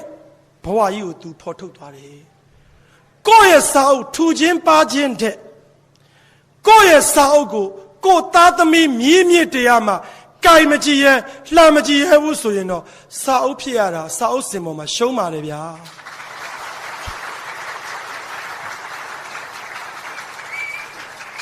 ကျွန်တော်ကနေဂျာစီအကြောင်းလည်းပြောရအောင်မယ်ဗျကျွန်တော်ကဆက်လိတ်မတောက်တတ်ဘူးကြွားတာမဟုတ်ပါဘူးကျွန်တော်ကိုမစားတတ်ဘူးအိမ်လာတဲ့ဧည့်သည်တွေကိုဆက်လိတ်တို့ကွန်းတို့ချဖို့ကျွန်တော်အမြဲမေ့တယ်အိမ်မှာမီးချစ်တွေပါလေတော်တော်ရှားတယ်အိမ်မှာမီးမွေးတဲ့နေရာမှာမီးချစ်သုံးတာကျွန်တော်အိမ်လာတဲ့ဧည့်သည်တွေကိုကျွန်တော်နေဂျာစီကျွေးတယ်ဗျစကားပြောရင်အပြင်းပြေအောင်လို့နေဂျာစီစားပြီးရင်နေဂျာစီထဲကိုအမိုက်ခွက်ပေးတာပေါ့နော်တဲ့ကြအိမ်လာတဲ့ဧည့်သည်တွေကလေးပါတော့ကလေးကနေဂျာစီစားပြီးအမိုက်တွေကိုကျမ်းပြင်ပေါ်ချတော့သူ့အဖေကသူ့ကိုယ်တိုင်တင်းရင်းနဲ့တငယ်ရင်းနဲ့အမိုက်အချောင်းရောက်တာအမိုက်ဆိုတာတင်းရတယ်ကွာအမိုက်ဆိုတာတင်းရတယ်လို့ပြောရင်စိတ်ကဘယ်ရောက်သွားလဲဆိုတော့ဟုတ်တယ်ဗျအဖေတွေခမရတို့အမိုက်မရှုပ်ခဲ့ကြနဲ့အဖေတွေရှုပ်ခဲ့တဲ့အမိုက်တွေကသားသမီးတင်းရတယ်ဗျဥပမာအဖေတွေမယံငယ်ယူရင်သားသမီးတွေအဖေမယံငယ်ကိစ္စလိုက်တင်းရတယ်ဗျအဲ့လိုပြောရင်ဒီကောက်အဖေကမယံငယ်ရှိတာဟုတ်ပြောရင်ဘယ်ရောက်သွားလဲဆိုတော့အေးကွာကြည်စမ်းမအောင်အော်တာယာဝရီမင်းကြီးနဲ့ပကံမင်းရှုပ်ခဲ့တဲ့အမတ်မင်းတုံးမင်းမသိမ့်နိုင်ဘူးမင်းတုံးမင်းရှုပ်ခဲ့တဲ့အမတ်တီဘောမင်းမသိမ့်နိုင်ဘူးကောင်းပေါင်ခေတ်တစ်ခေတ်လုံးအမတ်ဘိုလ်ချုပ်အောင်ဆန်းနိုင်တဲ့လောက်သိမ့်တာပြီးမသွားဘူးဟာဒီအမိုက်တွေသာငါတို့ဆက်ပြီးသိမ့်နေရရင်ငါတို့ဒီအမိုက်ပုံထဲမှာအသက်ထွက်ရုံပဲရှိတော့တယ်ဒီကနေ့ဒီအမိုက်ဘယ်လိုရှင်းရမလဲလို့အဖြေကိုမပေါ်သေးပါဘူးနေကြစီလေးပေါ်ကစဉ်းစားတာဟုတ်တယ်အမိုက်မရှုပ်သင့်ဘူးကျွန်တော်တို့မှာရှင်းရမယ့်အမိုက်ပုံကြီးအကြီးပဲဘယ်လိုရှင်းရမှန်းကိုမသိဘူးဗျ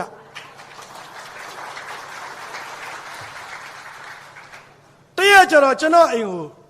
လာတဲ့ဧည့်သည်တယောက်ကကျွန်တော်လည်းကြီးပါတယ်3-4နှစ်လောက်တငယ်ချင်းပါပဲကျွန်တော်အိမ်မှာရွှေငါးလေးမွေးထားတာသမီးလေးကရွှေငါးလေးကိုအစာကျွေးရင်းနဲ့ရွှေငါးကိစ္စပြောတာတကယ်ချင်းမောင်ဖုံးရေးတဲ့ရွှေငါးနဲ့နာမည်လေးရသာလှတာတဲ့တိတ်တနာစရာကောင်းတာဘာလို့လဲကွာလို့မင်းစဉ်းစားကြည့်စမ်းတဲ့2ပေ3ပေ4ပေပတ်လဲမှန်ကန်လေးထဲမှာမင်းရေရလဲပုံသေးတဲ့အောက်ဆီဂျင်အတုတဏ္ဍာကြောက်တန်းအတုသူများပေးသမျှကျွေးသမျှစားပြီးသူ့ကိုယ်သူရွှေငါးနဲ့ဖင်ကောင်းကျဲနေတာတဲ့မင်းမသိလို့တဲ့ငါတို့တငယ်ချင်းတွေထဲမှာလဲရွှေငါးတွေအများကြီးပဲသူပြောတာနဲ့ကိုတောင်ပြုံးသွားတယ်ဗျဒါနဲ့ကျွန်တော်အဲ့ဒီနေရာစားရွှေငါးမမွေးတော့ပြောရအောင်မယ်တရက်ကြတော့ရုပ်ရှင်မင်းသားဒွေသေးရောဗျဒွေသေးတော့တရားမိန်းမကလည်းမိန်းမဆိုတော့မင်းသားကြိုက်တာပေါ့ဗျာကျွန်တော်မိန်းမကလည်းဒွေကြိုက်သလိုကျွန်တော်တငယ်ချင်းမိန်းမလည်းဒွေကြိုက်တော့ဒွေကြောင်ရောက်သွားရင်လည်းတငယ်ချင်းတွေအိမ်ဧကန်းထဲမှာစကားပြောပြကြတာဟိတ်ကောင်ကွာတယ်ဒွေကအသက်42မှာသေတာကွာတယ်အေးကွာလို့ဒွေနောက်ကခိတ္တလူပြည်လို့ထိုင်ကောင်းမယ်ထင်တယ်ကွာဒီကောင်လောကခဏလေးရောက်လာတာဥပမာစင်ကာပူမှာနေရင်ခိတ္တစင်ကာပူဟောင်ကောင်မှာနေခိတ္တဟောင်ကောင်ခိတ္တဂျပန်ခိတ္တအမေရိကန်ခိတ္တဝါရှင်တန်ရေးသလိုဒွေခိတ္တလူပြည်မောင်ဖုံးခိတ္တလူပြည်မကြော်ရင်မြင့်ခိတ္တလူပြည်ဒါမျိုးဟုတ်ပြီလားခိတ္တလူပြည်ထက်ကြည့်အောင်ကွာလို့ငါတို့ခိတ္တခဏရောက်လာဟုတ်သားပဲကွာလို့ဟုတ်တယ်ကွာလို့ဒါပြည့်ကွာခိတ္တလူပြည်ထက်ကြည့်အောင်ထက်ကွာလို့မြတ်ဗုဒ္ဓခိတ္တလူပြည်ရှင်သာရိပုတ္တရာခိတ္တလူပြည်ထေဝရခိတ္တလူပြည်ရှင်အရဟံခိတ္တလူပြည်အနောရထမင်းခိတ္တလူပြည်ကျန်စင်မင်းခိတ္တလူပြည်ဘယင်းတော်ကျော်ထင်းတော်ယထာခိတ္တလူပြည်အလောဘယမင်းခိတ္တလူပြည်မဟာဗန္ဓုလခိတ္တလူပြည်မင်းတောင်မင်းခိတ္တလူပြည်တီဘောမင်းခိတ္တလူပြည်ဗိုလ်ချုပ်အောင်ဆန်းခိတ္တလူပြည်ကျန်တာကျွန်တော်မပြောတော့ဘူးဗျ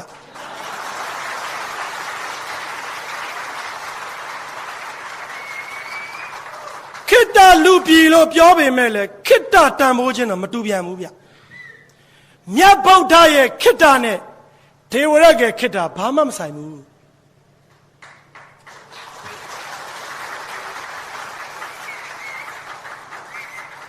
ဘောချုပ်အောင်ဆန်းရဲ့ခိတ္တနဲ့ဒွေခိတ္တဘာမှမဆိုင်ဘူး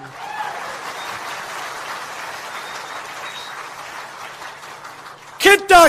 ချင်းတူပေမဲ့ခိတ္တမှာလည်းတန်ဖိုးရှိတယ်နော်အတ္တတွေမာနတွေလောဘတွေကိလေသာတွေနဲ့ဖွဲ့စည်းတဲ့ခိတ္တကလူနဲ့လူသမိုင်းကိုဒုက္ခပေးတတ်တယ်အများကျိုးဆောင်ရွက်ခြင်းလောကကောင်းကျိုးစောင့်ရှောက်ခြင်းခိတ္တတွေကသမိုင်းမှာရေရှည်ထင်ရှားကြတယ်တွေရဲ့နာရေးကြော်ညာနောက်မှာခိတ္တလူပြည်ထက်ကြည့်တယ်လို့ဒီပရိသတ်ကြီးများလဲကိုခိတ္တလူပြည်လို့ထက်ကြည့်လိုက်ကိုခိတ္တတန်ဖိုးကိုဘာသာကိုအိမ်မှာတွေ့ကြည့်ပါကျွန်တော်တို့ခိတ္တဘလောက်များတန်ဖိုးရှိတယ်လေပြောအောင်မယ်ဗျတရက်ကြတော့အလှသွားတော့ဖဏအကြောင်းပြောခြင်းလို့ပါမြန်မာထုံးစံအတိုင်းဖဏပြောက်တယ်ဗျဗမာစီကန်းရှိတာကျွန်တော်လည်းကျွန်တော်တငယ်ချင်းတွေပေးတဲ့ထုံးစံအတိုင်းဖဏမပြောက်အောင်ဘယ်ဘက်ကိုတစ်ဖက်ညာဘက်ကိုတစ်ဖက်လွတ်ပြပြီးမှကျွန်တော်အလှထဲဝင်တာဒါပေမဲ့ပြောက်တယ်အပြန်ကြတော့ဖဏကတစ်ဖက်ပြောက်တာတစ်ဖက်ရှာတွေ့တယ်ဘယ်ဘက်ဖဏကြီးပဲတွေ့ညာဘက်ကမတွေ့ဘူးဒါနဲ့အိမ်ရမိသားစုလည်းပါတယ်ကဲကျွန်တော်ဖဏလွတ်ပြကွာဆိုပြီးတော့ကားမောင်းရင်းနဲ့ဖဏမပါပဲကားမောင်းရင်းနဲ့ကျွန်တော်ဖဏအကြောင်းစဉ်းစားဟာဘယ်ဘက်နဲ့ညာဘက်ကဘယ်ဘက်မရှိရင်ညာဘက်ကတန်ဖို့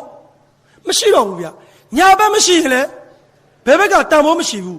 ညာဘက်ဟာဘယ်ဘက်ရှိလို့ဂုံရှိနေတာဗျဘယ်ဘက်ကလည်းညာဘက်ရှိလို့တန်ဖို့တက်နေတာဗျ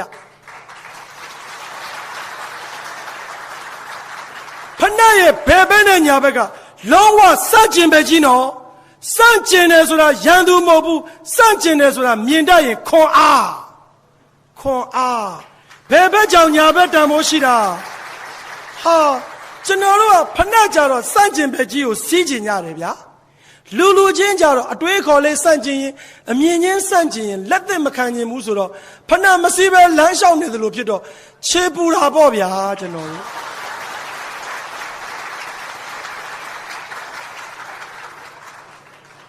တရက်ကြတော့ကျွန်တော်အိမ်ကိုလာတဲ့တငယ်ချင်းတွေကိုကျွန်တော်ကလက်ဖက်တုပ်ကျွေးတာဗျလက်ဖက်တုပ်ကျွေးတာဖြစ်ချင်တော့ကျွန်တော်အိမ်လာတဲ့တငယ်ချင်းတွေကရှမ်းလဲပါတယ်ကချင်လဲပါတယ်မွန်လဲပါတယ်တငယ်ချင်းတွေအိမ်မှာရင်ရွေးကြတဲ့လက်ဖက်တုပ်စားရင်းနဲ့လက်ဖက်အကြောင်းရောက်သွားတာတငယ်ချင်းကျွန်တော် geology ပါကျွန်တော် geologist သင်္ဍာဓာတုဗေဒဒါလည်းမြန်မာနိုင်ငံရဲ့အလွဲတွေကတစ်ခုပေါ့ဗျာကျွန်တော်တကယ်ကြီးတွေက geologist ဘဝနဲ့ဘာလဲဒီစင်ကာပူမှာဆိုအများကြီးပဲဩစတြေးလျမှာလည်းရှိတယ်ကျွန်တော်ဒီနာဒီအရှေ့လေပိုင်းနိုင်ငံတွေမှာလည်းရှိတယ်တော့နိုင်ငံတကာရောက်ဖို့တော့စကားဆိုင်ရင်းနဲ့လက်ဖက်ကိုတောက်စားတဲ့လူမျိုးကမ္ဘာပေါ်မှာမြန်မာပဲရှိတယ်တဲ့ကျန်တဲ့လူမျိုးကလက်ဖက်ကိုအချောက်ခံရင်တွင်းနဲ့ပြုတ်ပြီးအခါရည်အဖြစ်တောက်တာလက်ဖက်တုပ်စားတဲ့လူမျိုးကကျွန်တော်လူမျိုးတစ်မျိုးတည်းရှိတဲ့အကြောင်းပြောရင်းနဲ့လက်ဖက်တုပ်အကြောင်းရောက်သွားတာလက်ဖက်ကိုကျွန်တော်တို့တုပ်ပြီးစားရင်ဘယ်ထဲကိုထည့်စားလဲဆိုရင်ယွန်းအပေါ်မှာတင်ပြီးစားတာဗျရွှေကလေးကိုကန်ပြီးတော့တကင်းတယောက်ကပြောတယ်ဟိတ်ကောင်ကွာတယ်တိတ်အဓိပ္ပာယ်ရှိတာလက်ဖက်တုပ်ကကွာတယ်ပြောတာရှမ်းတော့ရှမ်းပြောတာကျွန်တော်တကယ်ချင်းစိုင်းဝင်းမြင့်ကြည်စားကွာတယ်မင်းငါမေးမယ်ကွာတယ်ဒီယွန်းအကဘယ်ရလာလဲတဲ့ပကံကကွာတယ်ဟာပကံလည်းမပြောပါနဲ့ကွာမြင်းကပားရွာလို့ပြောပါကွာတယ်မြင်းကပားရွာဆိုတာမင်းအနော်တာမင်းစောစပြီးတည်ခဲ့တဲ့ပထမမြန်မာနိုင်ငံတော်ကြီးပေါ်လက်ဖက်တင်ထားတာကွာလက်ဖက်ဘယ်ရလာလဲတဲ့စမ်းမြတ်မိတာဘွားကောင်ပါလားရှမ်းပြည်လို့ပြောရင်မင်းဘယ်ဟုတ်မလဲကွာတယ်တောင်ပေါ်ဒေသတွေကအကုန်ဖတ်တယ်ကွာလက်ဖက်ဆိုတာတောင်ပေါ်ပစ္စည်းကွာမြေပဲဆန်လေးတွေကကင်နေမြေပဲဆန်တို့ပဲလို့ငုတ်သီးတို့ဒါတော့ကွာမြေပြန့်ကလာတာကွာတယ်ပဇွန်ကြောက်တွေကင်နေသူကပဇွန်ကြောက်တွေကင်ပြီးသူကပြောတာဒါတော့ကွာတယ်မြို့ဝကျွန်းပေါ်ပေါ့ကွာတယ်တို့ရခိုင်တို့မြို့ဝကျွန်းပေါ်တို့မင်းတင်ရာကြီးဘက်ကလာတာကွာတယ်မင်းစဉ်းစားကြည့်ရင်ပထမမြန်မာနိုင်ငံတော်ကြီးပေါ်မှာတို့တိုင်းရင်းသားလူမျိုးတွေချစ်ခင်စီစီလုံးလုံးနဲ့နေခဲ့ကြတယ်အတိတ်နမိတ်ကွာတယ်မင်းလက်ဖက်တုပ်စားတဲ့အစင်လာပကန်းခစ်ကြရတာဖြစ်ခဲ့ရင်ငါတို့တိုင်းရင်းသားတွေချစ်ခဲ့ကြတာနှစ်1000မကားရှိပြီကွာစပ်ပြီးချစ်ဖို့လိုတယ်ကွာ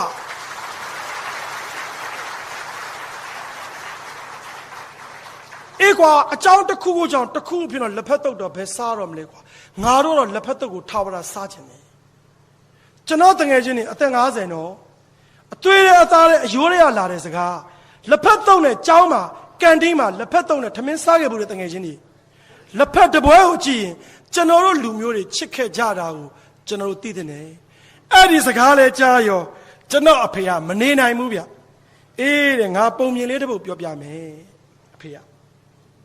ကျွန်တော်အဖေဆုံးသွားပါပြီကျွန်တော်အဖေကဝန်ထမ်းပါရုံးဆေးပါအဖေကငါပြောပြမယ်တဲ့ငါပြောတဲ့ပုံမြင်လေးအဓိပ္ပာယ်ရှိတယ်ကွာတဲ့ငါတို့လူမျိုးတွေကမကောင်းဘူးကွာတယောက်မှမကောင်းဘူးတဲ့ငါလည်းမကောင်းဘူးဘယ်သူမှမကောင်းဘူးတဲ့အားလုံးကအာကာတမာနတွေနဲ့နေပြီးအသာနေခြင်းနဲ့စိတ်တွေရှိလို့အသာနေနဲ့အသေးနာတာငါပြောပြမယ်တဲ့တခါတော့ဟာကွာတဲ့ပုံမြင်လေးကိုမစဉ်းစားကွာတဲ့ပြီးရင်မင်းတို့အဖြေထုတ်ကွာငါအဖြေမပေးဘူးတဲ့တခါတော့ဟာကွာတဲ့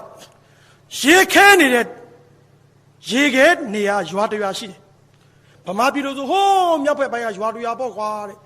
တနေ့မှာ10လ17လလောက်ရေခဲတာနေအောင်ကြီးမြင်မဲ့ရေခဲနေနေရထူးဆန်းတာကွာတဲ့အဲ့ဒီဒေတာ4နှစ်ကိုတစ်ချိန်5နှစ်ကိုတစ်ချိန်ရေခဲမုန်တိုင်းနှင်းမုန်တိုင်းနေကြပြီရေခဲတောင်နေပြိုရင်ရွာပြတ်တယ်ကွာတဲ့အဲ့ဒီလိုရေခဲမုန်တိုင်းကြလို့ရှိရင်ဒီရွာသူရွာသားတွေကသူတို့အသက်ရှင်တန်ဖို့အတွက်ပြေးကြလွှားကြရတယ်ကျွန်တော်အဖေကလက်ဖက်တုပ်အချောင်းပြောနေရောက်လာတာနော်အဖေဆိုတော့နားထောင်ရတာပေါ့ဗျာအဲ့ဒီလိုပြေးတဲ့အခါတဲ့ငါတို့ကလောင်းကုတ်အင်ကြီးကိုဝစ်ကြတယ်အဲ့ဒီရွာသားတွေကလောင်းကုတ်အရှည်ကြီးကိုဝစ်ပြီးရင်ထင်းစားတွေကိုထက်ပြီးရင်ထင်းရှူးစီထက်ပြီးရင်မီးချစ်ထက်ပြီးရင်အသားချ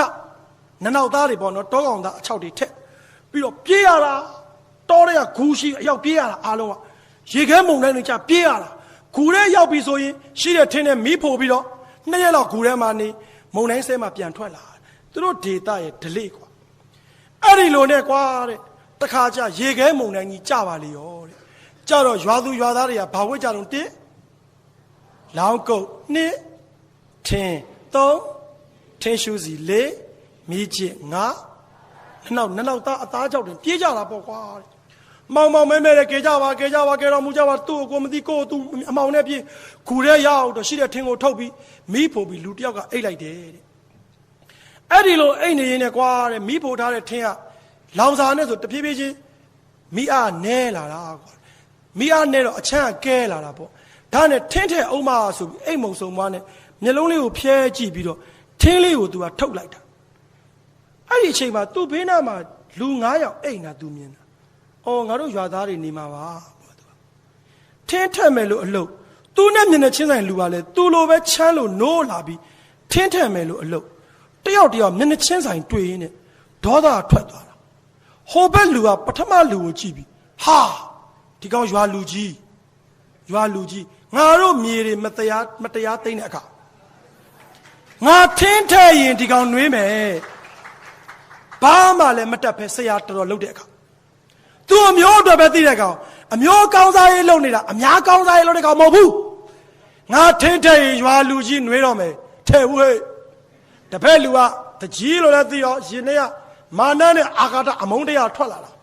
တကြီးကလည်းထင်းလေးထုတ်ရင်းနဲ့အလကားရွာသားတွေစိတ်ကန့်လည်းမလိုက်နာအမိန့်လည်းမလေးစားအခွန်တုတ်လည်းမပေးခြင်းဘာမှလည်းရက်ကျိုးရွာကျိုးမသိဘာမှလည်းပူပေါင်းဆောင်ရွက်ခြင်းမရှိတဲ့ကောင်ကြီးငါထင်းထက်ရင်ဒီရွာသားတော့နှွေးသွားတော့မှထဲဦးကွာဟောလည်းမထဲဦးကွာစိတ်ထဲကပြောနေတာနှကောင်သားတခါတည်းလောင်းကုတ်ကြီးကိုခေါင်းမှုခြုံပြီးကြောပေးအိတ်လိုက်ရောတဲ့2ယောက်မိကပိုနဲလာတော့ပိုအေးလာတာပေါ့နောက်တစ်ယောက်ကလည်းအိမ်မုံစုံမွားနဲ့ချမ်းစီစီနဲ့ထင်းထက်မယ်လို့အလုပ်ဟိုဘက်ကကောင်ကလည်းသူလိုပဲမျက်နှာချင်းဆိုင်ကောင်ကလည်းချမ်းပြီးထင်းထက်မယ်လို့အလုပ်အိမ်မုံစုံမွားနဲ့ကြည့်လိုက်ဟာဒီကောင်နဲ့ငါလူမျိုးမတူဘူးဒီကောင်ကဘာလူမျိုးငါဘာလူမျိုးငါမြမဒီကောင်ကဘာတိုင်းရင်းသားပေါ့ဥပမာဟာလူမျိုးမတူဘူး2ယောက်လုံးကရင်ထဲမှာဖြစ်နေတာငါထင်းထက်ရင်ဒီကောင်နှွေးမှာဒီကောင်နေကွာငါတို့ဘိုးကြနာကြာပြီကွာဒီကောင်နေကွာငါတို့နဲ့ရံဖြစ်နေတာကြာပြီကွာထင်းထက်ရင်တော့နှွေးမှာပဲ2ကောင်လုံးငါထင်းထက်ရင်ဒီကောင်နှွေးမှာငါထင်းတဲ့ဟိုကောင်နှွေးမှာထဲဦးကွာဘာဖြစ်တော့ထဲဦးကြောပေးအိတ်လိုက်တာ4ယောက်ဘယ်2ယောက်ကြံတော့လို့2ယောက်ပဲကြံတော့တအားအေးလာတော့ချမ်းသာပေါ့အေးဂထင်းထက်မယ်လို့အလုပ်အိမ်မုံစုံမွားနဲ့ကြည်တာဟာဒီ ကောင်ဗုဒ္ဓဘာသာပဲတပတ်ကောင်ဟာဒီကောင်ဗုဒ္ဓဘာသာမဟုတ်ဘူးသူရဲ့ငါရဲ့ဘာသာချင်းမတူဘူးအလကမိစ္ဆာဒိဋ္ဌိဗုဒ္ဓဘာသာဟိုဘက်ကိုစိတ်တရားဆွဲနေတာဟိုဘက်ကကောင်အလကားကောင်နေဟိုလူခန်ဒီလူခန်နေဟုတ်တာလည်းမဟုတ်ဘူးဒီကောင်နေထဲဝင်ငါထင်းထက်ရင်ဒီကောင်နွေးမယ်ဟိုဒီဘက်ကဗုဒ္ဓဘာသာလဲငါထင်းထက်ရင်ဒီကောင်နွေးတော့မှာပဲထဲဘူးကွာအသာနေလိုက်တာ6အောင်လို့ကြောပေးအိတ်လိုက်တာဒါနဲ့48နာရီလောက်လဲနေရောကယ်ဆယ်ရေးအဖွဲ့တွေရောက်လာဟိုဘက်ကူရလူတွေကိုကယ်ထုတ်သွားတာအသက်ရှင်တဲ့လူတွေကိုဒီဘက်ကူထဲမှာတော့လေအေးခဲပြီးသေဆုံးနေတဲ့အလောင်း6လောင်းကောက်သွားရတာဖွင့်ဖောက်စစ်ဆေးကြည့်တော့ကိုအင်းညီကြီးလဲထင်းရှူးစီလဲမီးချစ်လဲနနောက်သားလဲတည်နေတာတို့လူတွေကအကုန်အံ့ဩကြတယ်ငါသားရတဲ့အဲ့ဒါမြမာပြည်กว่าတဲ့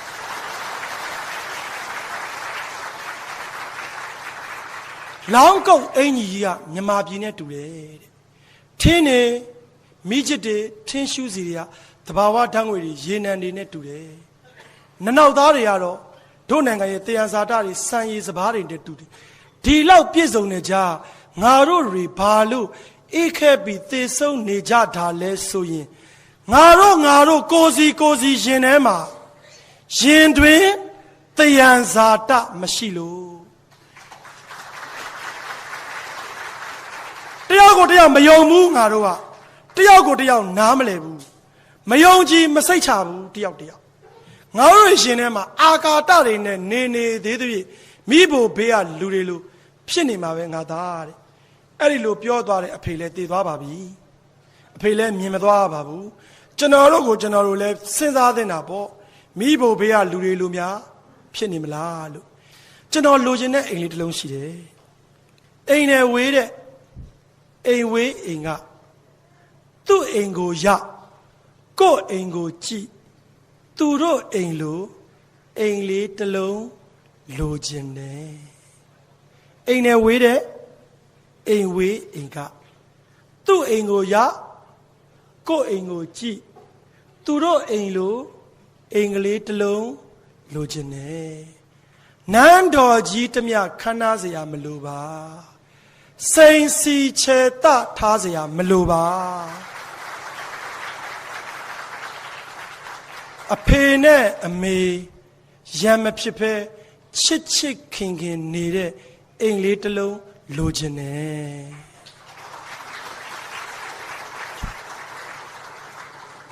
အိမ်တွင်သခိုးတွေမရှိတဲ့အိမ်လေးတစ်လုံးလဲလိုချင်တယ်ကျမ်းမာရေးကောင်းပြီးပညာတတ်တဲ့မိသားစုတွေနေတဲ့နှွေးထွေးတဲ့အင်္ဂလိပ်တစ်လုံးလဲလိုချင်တယ်မောင်နှမတွေရံမဖြစ်ဖဲစီမံခန့်ခွဲမှုကောင်းတဲ့အိမ်လေးတစ်လုံးကျွန်တော်လိုချင်ပါတယ်